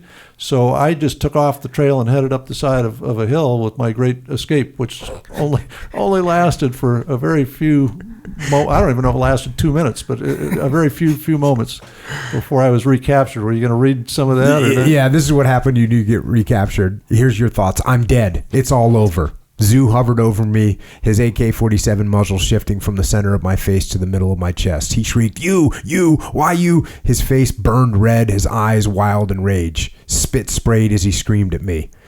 This is it. His fingers on the trigger. He's going to kill me. And then you. I missed the trail. I got lost. He didn't shoot. He pointed his rifle away. In a sullen voice, he commanded, get up. You do very bad. You have big problem now. He was shaking, enraged. He motioned down the hill and said, go. Nothing more that was ever done to me. Never heard about the incident again. My psychological assessment is he was so embarrassed and would have been in so much trouble and had he worried, lost it. I think. Yeah, well, how'd you lose your prisoner? Well, I was talking to some guy and I wasn't. Yeah, okay. He's just like, you know what? We're just going to cover that one up. Yeah.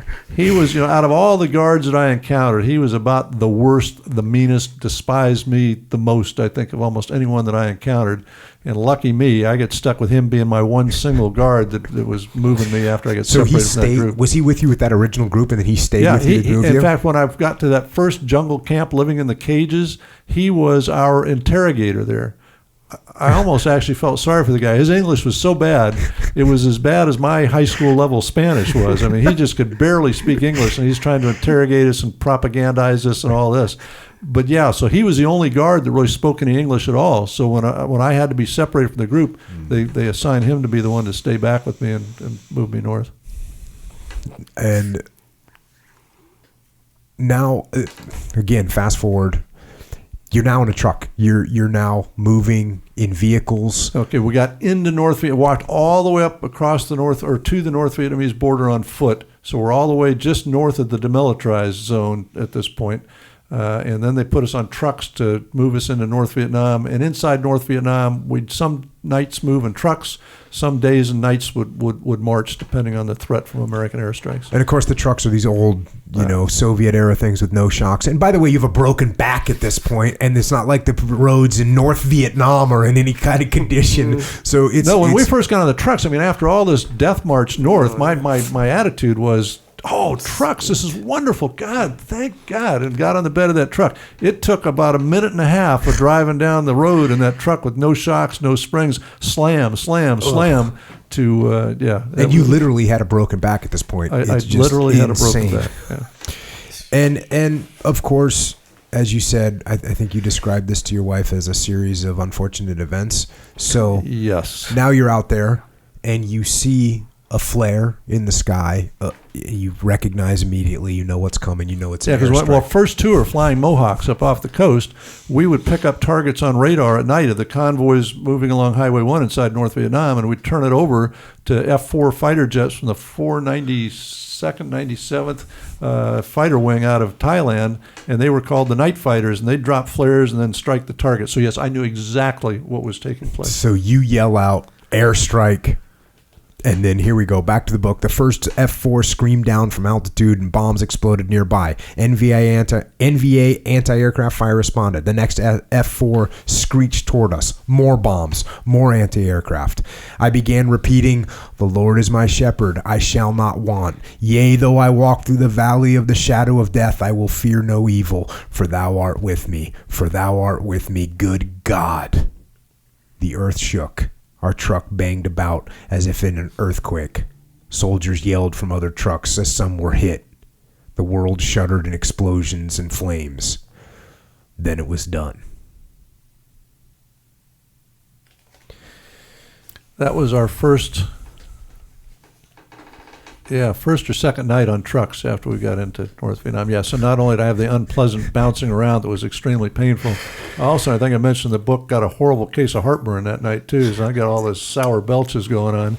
And then we got that airstrike. And again, that wasn't the first or last airstrike that I experienced, but that was pretty horrific. And they hit some of the vehicles that were with you. They did. That just killed means some of the Vietnamese soldiers. And I was, at this point, when I got right to the border, just before we got on the trucks, I was married up with a second group of South Vietnamese prisoners, senior officers, South Vietnamese prisoners. So our group of prisoners was on one truck, but yeah, other trucks in the convoy got hit and people killed, and luckily we didn't. Now you get into another camp, and I'm going back to the book. The guards took us to a small hut with posts enough to tie our hammocks. They fastened the door shut and placed local militia guards outside. We settled in, getting comfortable and resting. The door opened. A guard came in and said something.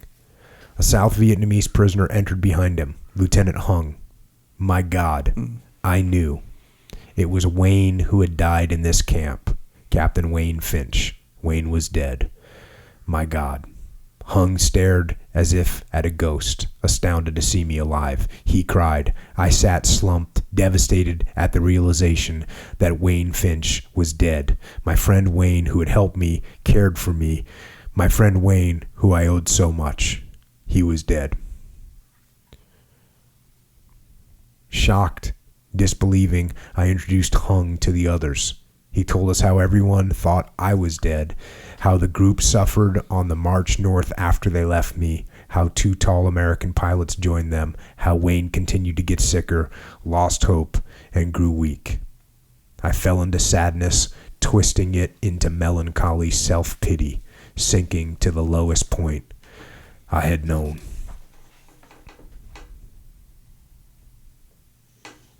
And that had to be devastating. It was. We had been separated, and when I got to this camp with the new group of South Vietnamese, when we arrived at the camp commander gave a speech, and I could hear him say "Fin, Fin," and one of the South Vietnamese officers translated for me. Said, "Do you know of Finn? There was an American Finn that died in this camp." And I said, "No, I don't know any Finn." But what I should have put together with the bad pronunciation was Finch. Mm-hmm. And Hung had been one of the guys who helped drag me through the jungle with Sung. And as soon as I saw Hung, I knew that it was Finch. And, yeah, they took me to see the grave where he was buried. And at least that rough idea of where we were helped me when I came back in my debriefs to get that location to the Americans. And eventually it took a few years or several years. Wayne's body was recovered and brought back. But that was a low morale point for me on the trip. That was devastating. You gonna go into the potato story? No, tell the potato story. Okay, I'll tell the potatoes because this is another guy. There are 2 Vietnamese. I mean, a lot of people helped me. Different people I survived. Tell the potato story, and then I'll wrap it up for you. Because tell the potato story. Okay, how we do it on time? We're just going on and on and on. We're good. All right. Song had helped me, as we already described, but in the second group of prisoners, I came to know one Lieutenant Colonel Kay Nyem, who today lives in San Jose, California, still a dear friend. But Kay, when he was captured, had a gold cross pen, real gold, so it was a very valuable pen. When he was captured, he hid it in the lining of his uniform, and he was going to trade it for something for his own benefit when he got to wherever he was going to get to. So I'm in the state that you've described. I'm just physically a wreck now, emotionally, mentally in a low. We're being held in a hut. There's a local militia guy guarding it outside. Kay goes to the wall, thatched wall, and talks to the guy, and I see him hand his pen out to the guy. And the guy disappears. A couple hours later, the guy returns with a small bag and passes it in. In the bag were 6 potatoes. So Kay had traded his valuable gold cross pen for 6 potatoes. Had a potato cooked each day for the next 6 days for me, and I ate it. Kay wouldn't take any of the potatoes. None of the other Vietnamese senior officers would take any of the potato. They were from me. And both the physical strength the potatoes gave me, but even more importantly, just the mental lift that his sacrifice gave for me really brought me out of my doldrums there and gave me the spirit to go on. Unbelievable. The one more thing that happens with Kay, you're getting ready to leave the camp to go to a new camp, right? And Kay tapped my arm. "Look," he said. The curious militia guard who'd been so interested in learning about South Vietnam and America, who'd fetched my potatoes, stood there looking like a kid with a new puppy. He came close to the truck, and I leaned against the staked side. "Goodbye," he said, grinning. His simple humanity made me smile, and I said goodbye. Kay saw my astonishment. "He want to learn to say goodbye to you when you leave. I teach him. He good man." Yes, I thought. No doubt he is. There are good men everywhere. It's the governments, the systems, the leaders that are bad. It's communism that sucks, not the people of North Vietnam. They are not so different from the South. Not so different from me.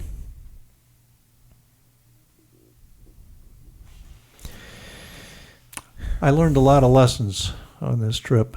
I learned a lot of lessons about humanity and people. And I do honestly believe we are all God's children. You and I had the good fortune to be born where we were born in this wonderful country of ours. Others have had the not so good fortune. But yeah, I came across good people in Vietnam. And he, though he was my enemy, was one. Sometimes people ask me if I have any hatred for those guys and the treatment that I got, and I don't. I don't. I think they were human beings, not so different than you and me. They had their news controlled by their government, their propaganda, plus they were suffering airstrikes and everything else. They behaved the way that they behaved. I guess the one guy I still don't care much for was Sue, but we'd probably get over it if I ever met the guy. So no, I don't have any hatred. They're just people like you and I. And there was even times, I mean, where you're walking through a village, and now you're in North Vietnam, where what you're just talking about, they'd been bombed, they lost their sons, and they're trying to basically attack you. They're throwing rocks at you. Right.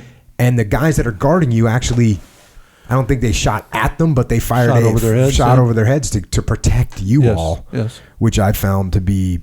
And my South Vietnamese friends. I mean, you'll talk to people who have experience in the Vietnam War, and you get all kinds of different opinions of the South Vietnamese and good, worthless, whatever. And they have all varieties like we are. There are some that fought valiantly and bravely, like the guys at Firebase Charlie. The people that I was with as a prisoner of war were great human beings.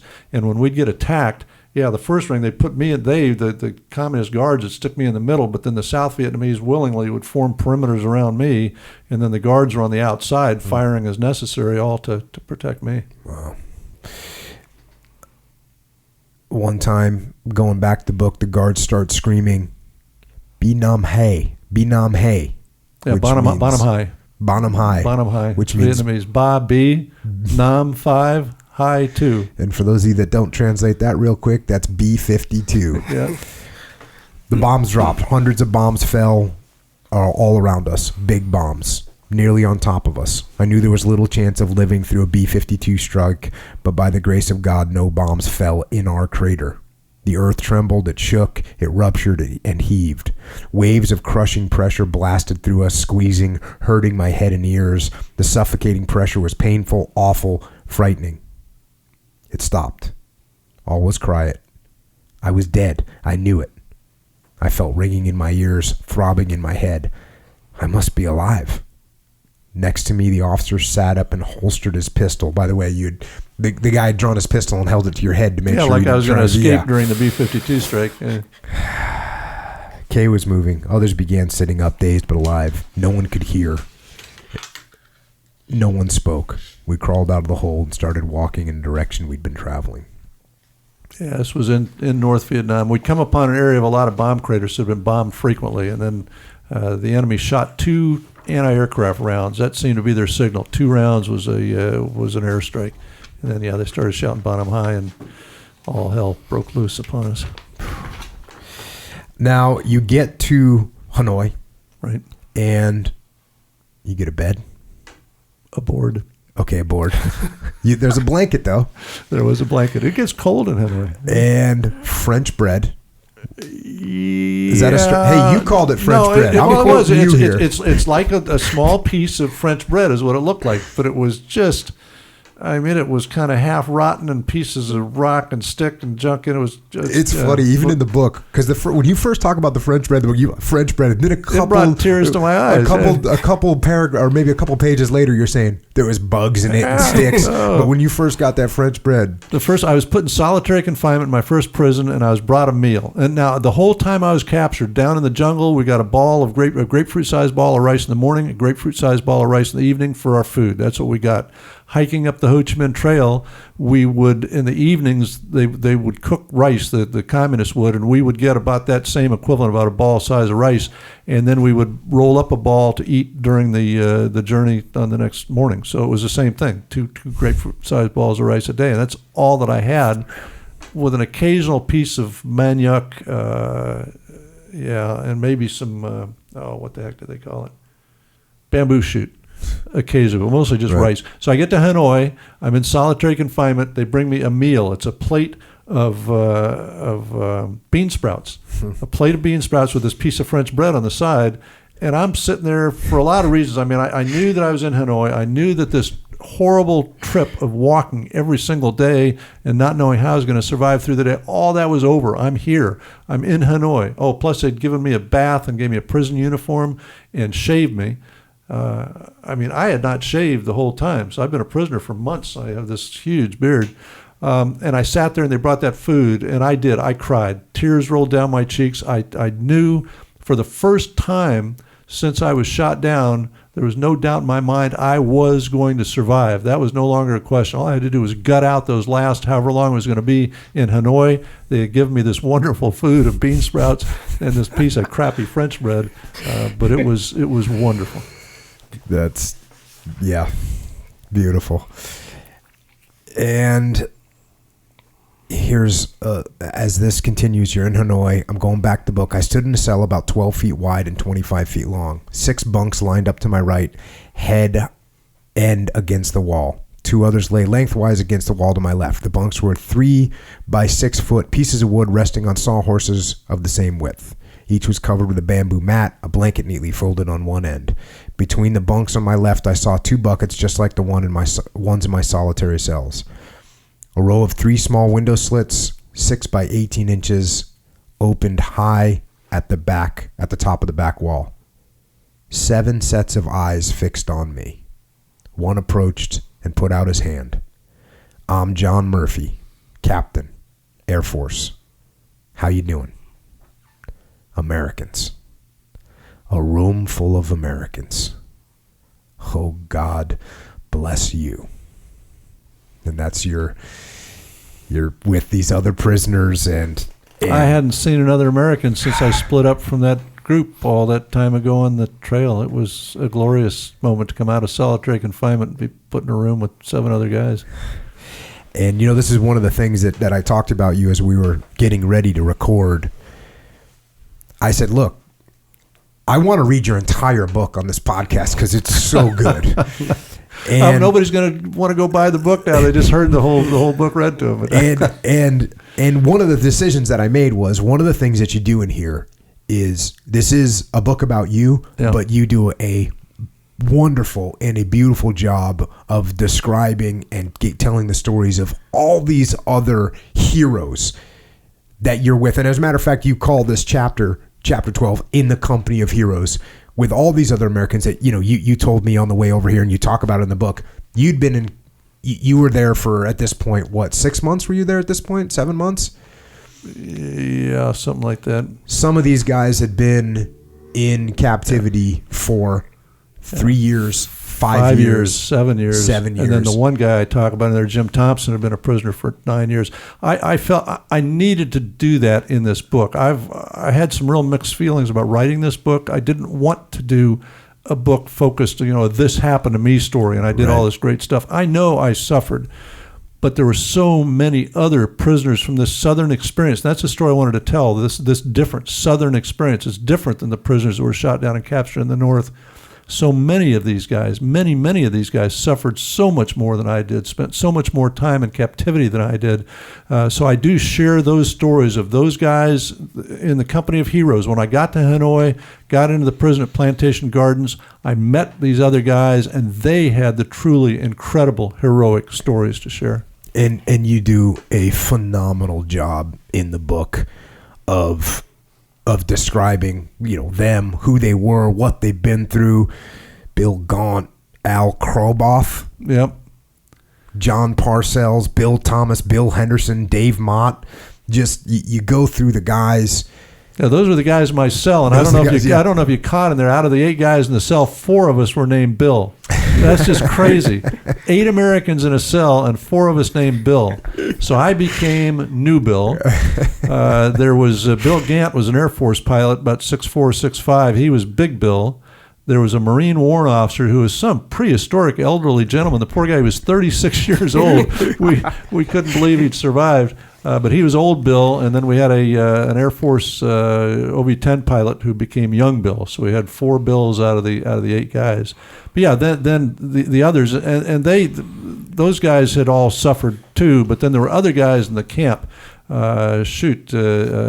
Dennis Thompson and Harvey Brand, 2 Special Forces guys captured along Vay, their experiences, so many others, five guys from a TV station in Way who were captured in Tet. I mean, who would think that a TV station crew would get captured? But they had all of their trials and tribulations. And then, the most was Jim Thompson in his 9 years of suffering as a prisoner of war. One of the guys I do want to highlight is Colonel Ted Guy. So I'm going to go to the book. Yeah, real quick. our senior ranking officer. Yep, please. And someone's briefing you, kind of telling you what's going on. And here's what Dave says. Dave Mott. He says the SRO, that's the senior ranking officer for the camp, is Colonel Ted Guy. He's in the shed up on top of the camp. That's where they've segregated the senior officers and NCOs from the rest of us. He's an Air Force lieutenant colonel who must have been promoted to full bird by now. He went down over Laos in an F-4 in 1968. He's a good leader and a real hard ass. He runs a tight ship, doesn't allow making any propaganda statements. No one can accept early release. We live by the code of conduct. He's taken a lot of beatings and torture for us. We call him the Hawk. Al Kroboth jumped in immediately. Yeah, and we're Hawk's heroes. Just like Hogan's heroes on the TV show, only we don't have as much fun. He had a shit-eating grin on his face. He also looked like crap. So I thought it was, that's one of the, you again, you go through all these guys and what they've done. And you also talk about some of those heroes that held the line, and you also talk about another group who I'll go to here. Okay. Sometimes I could hear a lot of noise from the other side of the wall separating our row of cells from those on the further end of our building. I could see the top of a basketball hoop, an occasional volleyball arched high over an out-of-sight net. What's up with that? I asked. That's the Peace Committee, came the answer. What's the Peace Committee? 8 guys who collaborate with the enemy. They've been ordered to stop, but they won't. They study communism, do propaganda, make radio broadcasts, even rat on other Americans. For that, they get packages, get to write letters, and can go outside whenever they want and play games. We call them the Ducks because of the way they follow the guards around and do their bidding. They'll rot in hell, I said. That they will. The collaborators were but a small but significant minority among us. There were 107 prisoners at Plantation Gardens, and except for the 8 in the Peace Committee, all were patriotic, loyal Americans who resisted enemy interrogations, propaganda, and pressure to sign statements and make radio broadcasts. We resisted with everything we had. And then, go into tying those guys back to Colonel Guy. I can't say enough about Colonel Guy, and he's passed away several years ago now. But what a strong leader. And we talk about military discipline and the requirement for it, and officers this and NCOs that and whatever. In prison camp, that discipline was so essential and so sought after by everyone. And we were lucky to have Colonel Guy as our senior ranking officer. He was so tough and by the rules and the code. And thank goodness, because that's what we all needed to hear and to have that standard to live by. Just a great and wonderful human being. When we got back, there were several who would have strangled some of those Peace Committee guys, especially some of our Special Forces guys who were captured with us. But Colonel Guy put out an order, and he said, this is a direct order. Everyone stay away from the Peace Committee. I'm going to take care of this. I got it. Don't you do anything. And Colonel Guy pressed charges against the Peace Committee again and again, was overridden. Charges were never brought against them. But what did happen is Colonel Guy's career was curtailed far before it should have been. But I have the deepest respect for him as our senior officer. Yeah. And again, I'm gonna say this again. You go through these stories of some of the other heroes. You just mentioned Dennis Thomas, Thompson. Harvey Brand, Bill Murray. I mean, you go through these stories, and then they're just all phenomenal, and you do them such an honor telling their stories. So buy this book so that you can read these stories, because I don't have time to go through them all here. Right. The one thing I want to point out, though, is going back to the book, we also tried to keep our humor going within the cell. And Al and me, as the central culprits, telling disgustingly bad jokes back and forth. Al was getting a lot better. His nausea was subsiding because he was really sick. His nausea was subsiding and his boils healing. Some of the guys exercised to fight the deterioration of their bodies. I couldn't even lie on my back, let alone trying to do sit-ups. What I could do was try to get into a position to try push-ups. I tried once in the jungle and failed. I couldn't raise myself up off the ground. Now I was able to push all the way up once and halfway through a second. Pretty sad for a guy who could do 100 push-ups before. I kept at it for weeks until I was able to do several as part of my daily routine. And the reason I point that out is because I always say, because people get injured, people come with sickness, do what you can. Yes. And do what you can, and that's exactly what you are doing. So important. December 18th, 1972, after many weeks of quiet, we got bombed like none of us had ever been bombed before. Air raid sirens wailed, barrages of SAMs fired, and bombs poured down. American B-52s had arrived in force over Hanoi. Bombs fell close and plantation gardens shook. We lay on our bunks, hoping our bombers knew where our camp was. Still, we fell back into a mindset we'd all developed in captivity. What will be, will be. Yep. No sense in worrying about something you absolutely have no control over, which is the we're conversation not going to stop had. a bomb from landing on our head. That was the Christmas bombing in 1972 that Nixon ordered to finally bring the communists to the bargaining table. Yeah. And I had to put this part in here. I had to read it. So after that massive bombing, repercussion. So there's a guard that you had nicknamed Repercussion. Right. Repercussion, a guard so named because of his violent outbursts and threats against prisoners, stood against the wall as we milled around the water trough. He spoke some English. Old Bill Thomas walked over to him and said, "You think those airstrikes were bad?" "What?" the guard asked. "You think those airstrikes were bad last night?" Bill said again. "Yes, bad bombing." "Well, you ain't seen nothing yet. Wait till they drop an A-bomb on your fucking ass." I gasped and smiled. Old Bill, proud Marine. He'd been a pretty quiet guy, but not anymore. We all glowed inside after the bombing. It was a huge morale boost. The bombings went on night after night, not without impunity. B-52s got shot down, their ghastly giant carcasses burning, falling. We wondered sadly about the fate of the crews. We lost aircraft, yet they kept coming. Quietly, we cheered them on. Yeah, that was a huge morale boost. And Bill Thomas, boy, bless his heart, because he was always kind of a quiet guy, but he just let it all out that morning. That's so awesome.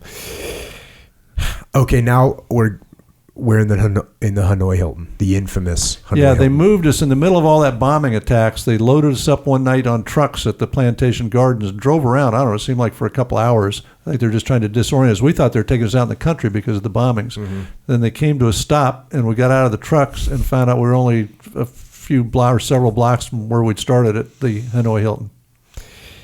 And now they set up like a little movie night for you guys. Oh, yeah. At the Hanoi Hilton, a little movie night, and they set you down for the movie night.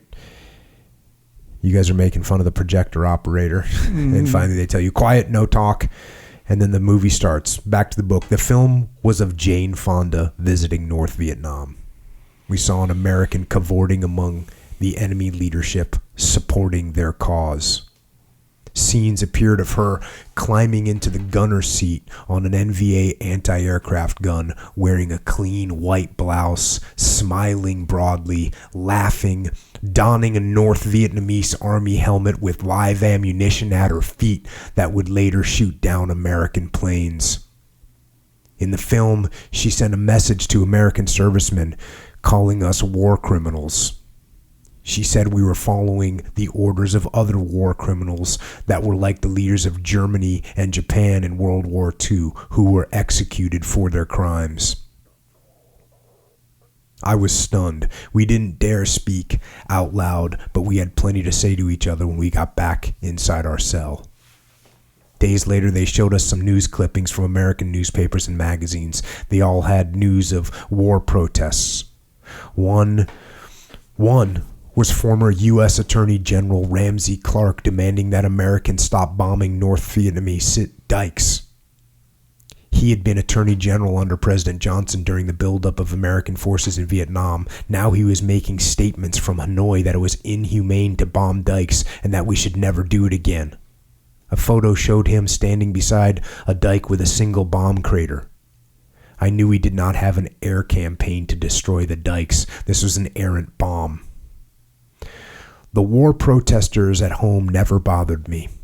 In fact, I took pride in fighting communism in this far corner of the earth so Americans could have the right to protest in the streets. It was a sacred honor to defend the right of other Americans to disagree with me or anything within our American system of government. Yeah, and I do believe that so strongly. The core of our democracy is not that we all get in line and march forth. Take us to 1984. The strength of our American democracy is we can have different views and people disagree. And the health of the democracy is when those disagreements can be argued and discussed, and then you reach a solution, a democratic solution, and you go forward. That's the beauty of our system. So yeah, it never bothered me. Even during the war, I'd come up, people say, isn't this horrible with these guys? I said, no, exactly what I said there. Right. I am fighting as an American soldier to defend the American way of life, which is democratic disagreement and argument. So have at it, guys. You want to protest? Go protest. Beautiful. Now, I'm just going to go to the book. We joined the rest of our cellmates and pressed close to Jose Anzaldúa, a tall U.S. Marine. Tall Marine corporal captured a couple of years before. He quietly related what he'd gathered from the broadcast. So he was a translator. He was eavesdropping, listening to the radio. He had been a translator. One of the guards was out in the courtyard playing a radio, which they never did. I never heard him. But obviously there was some important news coming. So his guard had a radio out in the courtyard listening, and Jose heard what was said on the radio. And he says it sounded like a peace agreement was signed and the wars ended. And you kind of get that confirmed. Back to the book. That afternoon, we were taken to the courtyard with our fellow plantation garden prisoners from the cell next door. Film crews stood behind a couple of big old funky cameras set up on tripods. We stood in rows, as instructed, waiting for whatever might come. An order passed through the ranks. Hawk says if it's good news, no reaction, no smiles, no shouting, nothing for propaganda. Yep. I love that. He's just hard to the end. And then Duck, who's the camp commander, he says, he looks up and says, "The peace agreement is signed. You all go home." He waited for us to cheer. Nothing. He looked apologetically at the film director, then back to us with a hint of the scowl. And he goes through the whole points of what the peace accord has in it. Right. And as he read the remaining highlights, all faded into a dull drone. I'd heard the most important one to me. The war's over. We're going home within 60 days. I made it. Thank you, God. We went back to our cells. Yeah, that was amazing. Well, Anzaldúa getting the heads up, and then we confronted the guards the next morning, and they denied, no, but yeah, then that afternoon we got let out in the courtyard and got the agreements read to us, and what a tremendous feeling. But it was a tremendous feeling, and then stopped just short there because we weren't home yet, right. And we weren't going to believe it until it happened. You still had 60 days. 60 days, and they actually consolidate other prisoners now. Right, they started doing releases earlier on, and it was supposed to be the longest held and most seriously injured that got out first, and then the releases were going to be spaced out in several groups over a period of 60 days. Back to the book here. After the new group joined us, we'd hear god-awful shrieks in the middle of the night. I thought it might be Ted Gostis, an intelligence officer captured at Hue in 1968. He'd been hung from ropes, denied water, severely beaten for extended periods, bashed in the head with an AK-47, and kicked in the stomach in an effort to gain valuable intelligence he never revealed. Gostis was now a physical wreck who'd been driven to the precipice of insanity, sometimes dangling dangerously over its edge. But it wasn't Ted who was screaming in the night. It was Jim Thompson. Jim kept to himself. He was hard to get to know, but in time he began to open up to me and share some things about himself. He was only 39 years old, and God, he looked like hell. He'd been through more shit for a longer time than any other American soldier in history. And 9 years, and you do a beautiful job of recounting the story that he told you. So this is the first person report of what happened. And again, it's an incredibly horrifying and heroic story that everybody needs to read about. And when he finishes telling you the story of how, what he'd been through up to that point, I'm going back to the book. I looked into his eyes and saw a troubled soul. He'd survived captivity for nearly 9 years, longer than any other American soldier in history. It had taken a lot from him. My God, Jim, that's incredible, I said. He smiled weakly and looked down. Prisoner releases began a few days later. Yeah, Jim is truly an unsung American hero. Most Americans don't even know of him. The longest held American prisoner, military prisoner of war in history. Most people today don't know much about the Vietnam War anyway. There's not very much taught in our history books or classes. But those who do know something about the Vietnam War, if you ask them who the longest held prisoner was, they will respond Navy Lieutenant Ev Alvarez. Mm-hmm. Lieutenant Alvarez was the longest held prisoner shot down over North Vietnam. He was not the longest held prisoner from the Vietnam War. Jim Thompson has several months more time in captivity than Ev Alvarez. So I don't want to take anything away from Alvarez, but Jim never got the recognition, really. I mean, it's been mentioned here and there, but as far as people realizing and giving him the honor that he deserved, never received that as being the longest held American military prisoner in history. And he's passed away now, regrettably. Well, we will do our best to spread that word on here. And I've actually ordered a book about him. Good. And I will make sure I spread the word to the best of my ability about his service and sacrifice and heroism. And the way you do it in here is an incredible tribute to what he went through as well. Now, the days go by. They finally get you to pack up your gear, give you some new clothes, put you on a bus, and take you out. And here we go. Back to the book. We milled around for half an hour, talking amongst ourselves and getting no information from the guards. The staff car returned, and we were soon back on the bus, afraid we were heading back to the Hilton. But when we came to a row of derelict hangars, we knew we must be on Hanoi's Gilam Airport, used by enemy MiG fighter jets throughout the war. The bus turned at a shabby hangar with a rickety control tower at its side. I beheld one of the most wondrous sights I'd ever seen. Before us was a big, shiny, beautiful C-141 medevac plane parked on the ramp.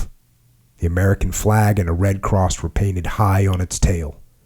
The words U.S. Air Force were printed boldly on the fuselage just behind the cockpit. I cannot describe the emotion that filled me. I can't even imagine. And you guys load up, take off, and here we go back to the book. I was happy yet anxious as the big jet rolled down the runway. Once airborne, we remained silent, absorbed in our thoughts. We seemed to be waiting for something, but none of us knew quite what it was until the pilot came on the intercom. Thought you would all like to know that we have just passed beyond SAM missile range. We erupted in a spontaneous cheer.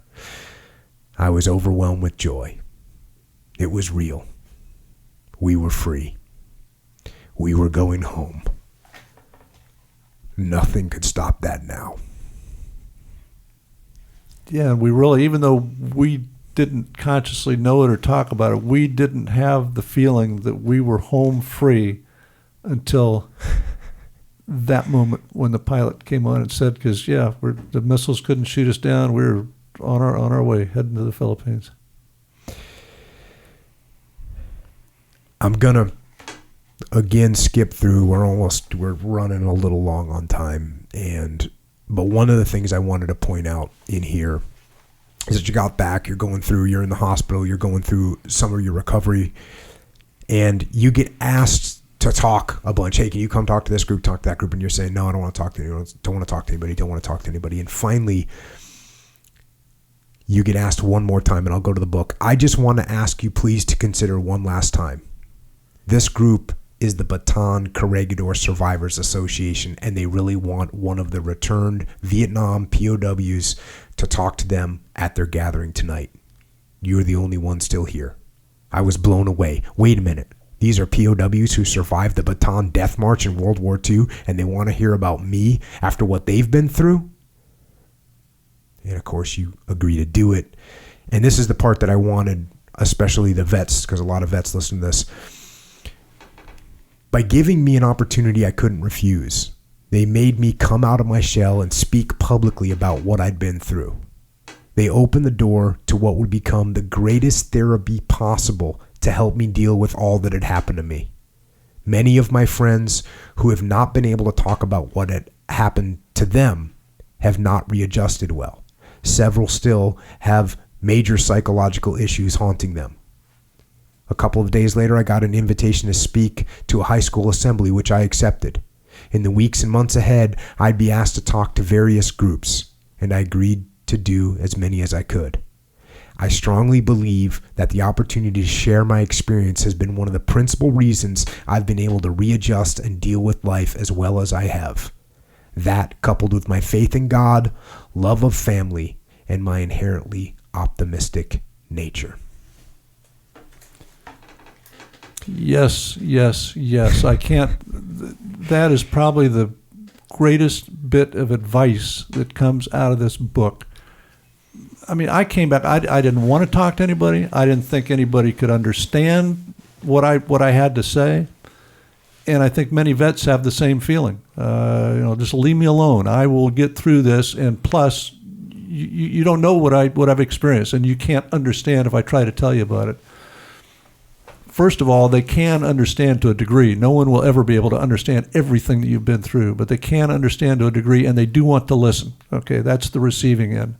For you to be able to share your experience, and for me, over the years, to share my experience again and again and again, and even to write this book, as painful as that process was, is a therapeutic process. It's a healing process to be able to talk about what you've experienced. And if you think you have demons in your mind, share those demons too. Talk about it. It certainly has helped me. I'm doing well. I've been through a lot. I'm doing well, and I think a huge part of that reason is thank you, survivors of Bataan and Corregidor, because I couldn't say no to you, and by doing that, it got me started talking about my experience. Totally agree. I totally agree. It's a beautiful advice. And to close out the story here, you say in the book that you greet your children at the time. You greet your children every day with, "Good morning. It's a beautiful day." And you explain why you do that in the book. And I quote, "I truly believe that every day God has given me on this earth since I came home from captivity is a beautiful day. It doesn't matter if it's raining or snowing, windy or calm, hot or cold, sunny or overcast. Every day is a gift. Every day is beautiful." And that is certainly something that I learned in war. Not as vividly as you did by any stretch, but definitely something that I know to be true, and it's something that I talk about all the time here. That when you see that darkness, the light is much more beautiful. It is. And you put together in this book some 8, you call the 8 steps to survival in a POW camp. Yes. And those I wrote right after or shortly after I got back. I mean, the book was written just in the last several years, but those 8 steps for survival, I put those to paper shortly after I returned. And what I love about these is as I read through them here, they're not just for survival in a POW camp. They're for life. They're for life. They've been tested in the absolute harshest of conditions in a POW camp, but they can be applied to life. And it's actually things I talk about all the time, and it's amazing that there's so much alignment. Number 1, eat. Sounds simple, doesn't it? But when you've got to force down nothing but plain boiled rice day after day, month after month, eating becomes a difficult chore. Some found death easier. Now, how does that apply to life for me? Eat the right foods. Eat healthy foods. Boom. Go. Done. You want to stay healthy. Next one, practice personal hygiene. When you are sick and starving, it's hard to motivate yourself to keep your body and surroundings clean. Do the best you can with what you have. Filth leads to disease, and disease leads to death. And again, for me, to apply this to life, this is about discipline, and this is about routine, and this is about pride, and maintaining those things. And even, we've talked, one of the stories I talk about on here is the Russians fighting the Chechens, and one of the things that in the debriefs, in the post-operational debriefs, when they lost that first push down there, they said, once the guys stopped shaving, right, then they stopped taking care of the weapons, and everything goes downhill. So to me, one of the things that this applies to, you're talking about it also from a pure health perspective, obviously. Yeah, but it's also a psychological factor as well. Yeah. Yes. Number 3, exercise. Set up a daily exercise period. Do something. Even if you are in stocks and chains, you can at least flex a few muscles and do some deep breathing. Okay. There is no more excuses ever, ever for not working out, for not doing something physical. Even if you're in stock, aids, and chains. Yeah, not in a recliner with the TV on. Yeah. Unbelievable. Do not give up the fight to stay alive. This is number 4. Do not give up this fight to stay alive. No matter how sick you are, how serious your wounds, or how hopeless the situation is, there's always a chance you can make it. Take that chance. With your deepest courage, fight for it. And again, you apply this every day. Look at the opportunities you have. The opportunities that a normal person has. We don't even take advantage of those opportunities that we have. We don't even fight for those. Fight for those. Number 5, establish communications with other prisoners. Use your initiative and imagination to make contact with others, and then develop a chain of command. Build relationships with people. Yeah. Just build relationships with people. Number 6, follow the code of conduct. You must know the code before you find yourself in a prison camp. Then you should adhere to the articles as strictly as possible. And that doesn't mean adhere perfectly, because Right. no one can adhere perfectly, but adhere as close as possible. If you waver, come back to it. Don't waver and think that you've failed and then just cave in and give in. Yeah. And that's one of the things, again, we were talking on the way over here. That was one of the changes after the experiences that you all Right. had, is what initiated those changes in the code of conduct to give it some flexibility. Right. So that people could bounce back from and say, yesterday didn't make it, but Exactly. today is a new day. Exactly. And I think that attitude is perfect for everyday life. Mm-hmm. You fall off the wagon on something, okay, Get back to it. get back on it. Number 7, keep the faith. Faith in your family, your religion, and your country may be all that keeps you alive and sane. Hang in there. You are not forgotten. That needs no explanation. Right. And number 8, maintain a sense of humor. This is difficult, but both possible and necessary. A bit of humor helps keep away fits of total depression. And remember, depression can kill. So yes. And I practiced what I preached. My poor family and close friends know my very crazy sick sense of humor, but I do have one, and I did throughout. And I give a couple examples in the book where in some very dire times I would come up with the stupidest humor, but I did it. Well, I've talked about that as well, and we would be in the worst situations possible, and always someone would be laughing about something, and that's what, like you said, that's what keeps the spirit going and keeps you on the sane side of things, is to have fun with it. Yep. Is there any points that I missed? I mean, again, I know I missed a lot of points. Anything else that you would recommend or you wanted to bring up? I don't think you missed anything, Jocko. You covered the book very thoroughly. The title is Through the Valley, My Captivity in Vietnam. And I'm saying that because I hope that this book will be of benefit and value to others. And that's really what drove me to finish the book. I started it, and I was wondering why I was writing it, but I think when the whole thing is put together, it's a story of hope and the power of hope, and how anyone can face very adverse conditions, challenges in life, be they guys coming back with PTSD from combat, be it just a single mother somewhere with problems, others with difficulties.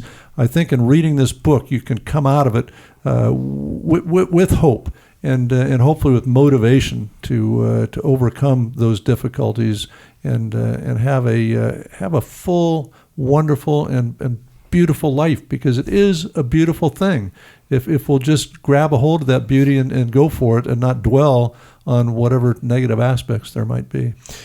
There's no doubt. And even though I may have done a thorough job, I read less than 10%, much less than 10%. There's so much more that you went through, that you experienced, and the other people that you talk about who went through what they went through. It's a phenomenal book. It's a phenomenal book, Through the Valley, My Captivity in Vietnam. There'll be a link for it. Yes. So you can go to the website and get it ordered. You guys know the deal. Do it quick so you can get a copy. I guess I should add one thing, because we talked about a lot of the negative stuff in the book. It does have a happy ending. The happy ending at the end of this book is Melanie Ross Reeder, my wife, and that little love story is in there and how we came together. But she and then the two younger kids, we talked about Spencer and Vicky, but also Chad and Chelsea have brought such joy to my life and brought this whole journey to a conclusion. So there's the power of hope, and there's also the power of love that comes out at the end of this. It's absolutely it's beautiful. It's a great book, and I can't even begin to express how appreciative that we are for you coming here and sharing the story with us, your determination and your heroism. I could literally sit here and listen to you indefinitely. And so thank you. I know you have work to attend to, and I dragged you out here when you're already working hard. Thanks to you. Thanks to your cousin, Ryan Summers, who actually contacted us through the interwebs and linked us up together. So thanks to Ryan for doing that. Appreciate it. And actually, Echo, speaking of the interwebs, if anybody wants to support this podcast, is there any way that they could do that? Yes. A little bit. Actually, one question real quick. What part of your back was broken? Like your lower back? Yeah, L1, T12, L2, all in there. I'm fused. We didn't even get in all my surgeries after I got back, but I'm I'm all fused together and wired together in my back now. Dang. I was gonna ask what did you eat the whole time, but just rice, huh? The whole time. Well, until I got to Hanoi, and then I said the bean sprouts was great, but what I found is they keep that diet for about 3 weeks running. So I had nothing but bean sprouts a couple times a week for 3 weeks. And then we get pumpkin soup, cabbage soup, kohlrabi, and kohlrabi is the only thing I don't really care for since I came to love rice actually, but that was partly psychological because I had to eat it. So I do truly love rice today. Yeah. Dang. That's kind of vegetarian diet. More or less, right? Yeah. My cholesterol was very low when I got back from captivity. Oh, dang. Okay. Yes, interwebs. So, we're going to talk about Onnit supplementation real quick. Best supplements in the world, Onnit. You want 10% off? Onnit.com/Jocko. If your joints are killing you or if they're, degenerating, whatever, krill oil, I recommend. Also a bunch of performance stuff, which is, like I said before, supplements a lot of the time can be junk. These ones, 100%, they're the good ones.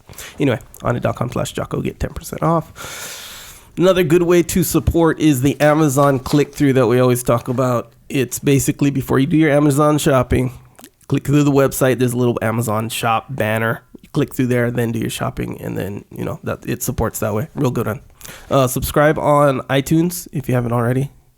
I think most people have. But in the event of you not having subscribed already, do that and leave a review if you're in the mood. And we have a YouTube channel. If you didn't know that, we post some videos, some Jocko McNuggets, little excerpts of the podcast that, little lessons. If they don't want to listen to the whole thing, 2 hours or whatever, they can listen to short little nuggets, if you will. Anyway, other inspirational videos. Put some music to them, Anyway, people seem to enjoy. But yeah, check that out. YouTube, Jocko Podcast YouTube channel. Subscribe if you haven't already. We do have a store if you're into T-shirts, rash guards, other stuff. Anyway, check out that stuff. It's JockoStore.com. A little bit more efficient of a process now with that. So basically, you get something now. It gets to you way quicker. Long story, but it's solid now. So it'll be a good experience. Not that it wasn't a good experience before, but it'll be a better experience. We'll say quicker. How about that? Maybe not necessarily better or worse, but quicker. Anyway, JockoStore.com. See if you like any of the shirts or whatever, get one of those. You can support that way. There's some women's stuff on there. There's some patches, rash guards, hoodies. Cool stuff. Discipline equals freedom. That's the thing. Anyway, psychological warfare. If you're running into trouble, if you're getting, you're trying to work out and you feel weakness, like, I'm going to skip today, or I'm having trouble waking up in the morning, or just maintaining discipline 1 day, 2 days, whatever. What you do is you search iTunes, right? Psychological Warfare by Jocko Willink. Get the album. It'll have any weakness you have right there. Jocko will help you through it every single time. Squash them.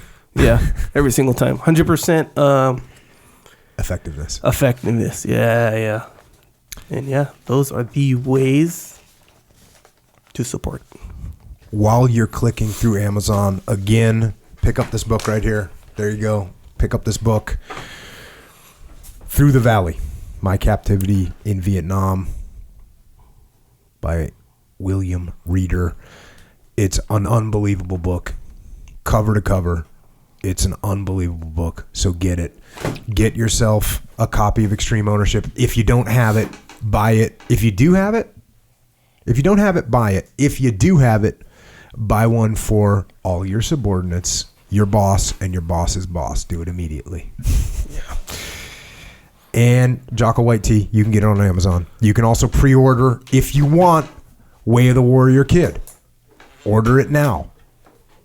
Order it now so you can get a copy of it when it comes out. Otherwise, you can be waiting for it, and that's not going to be fun. And lastly, if you haven't signed up for the Muster New York City, May 4th and 5th, do it this week. Prices are going up Friday. So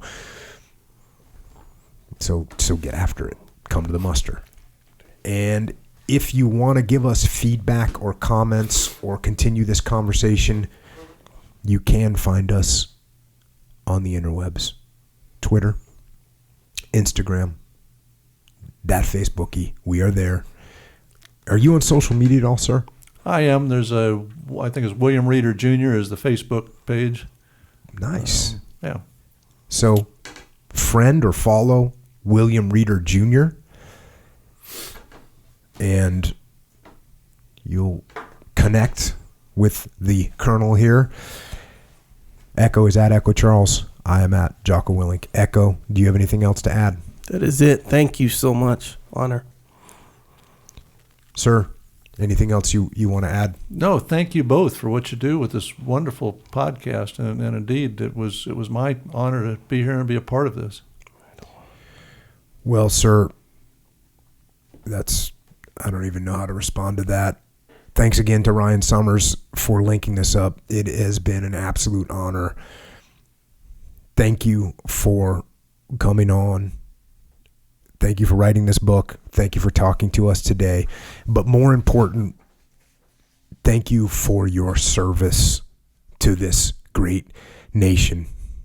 Thank you for stepping up and going forward into the fray over and over again. Thank you for your incredible determination and discipline and your unrelenting will, not only to survive, but to do so with honor and with dignity and with humility. And finally, thank you for giving all of us, an example to follow. And for reaffirming to us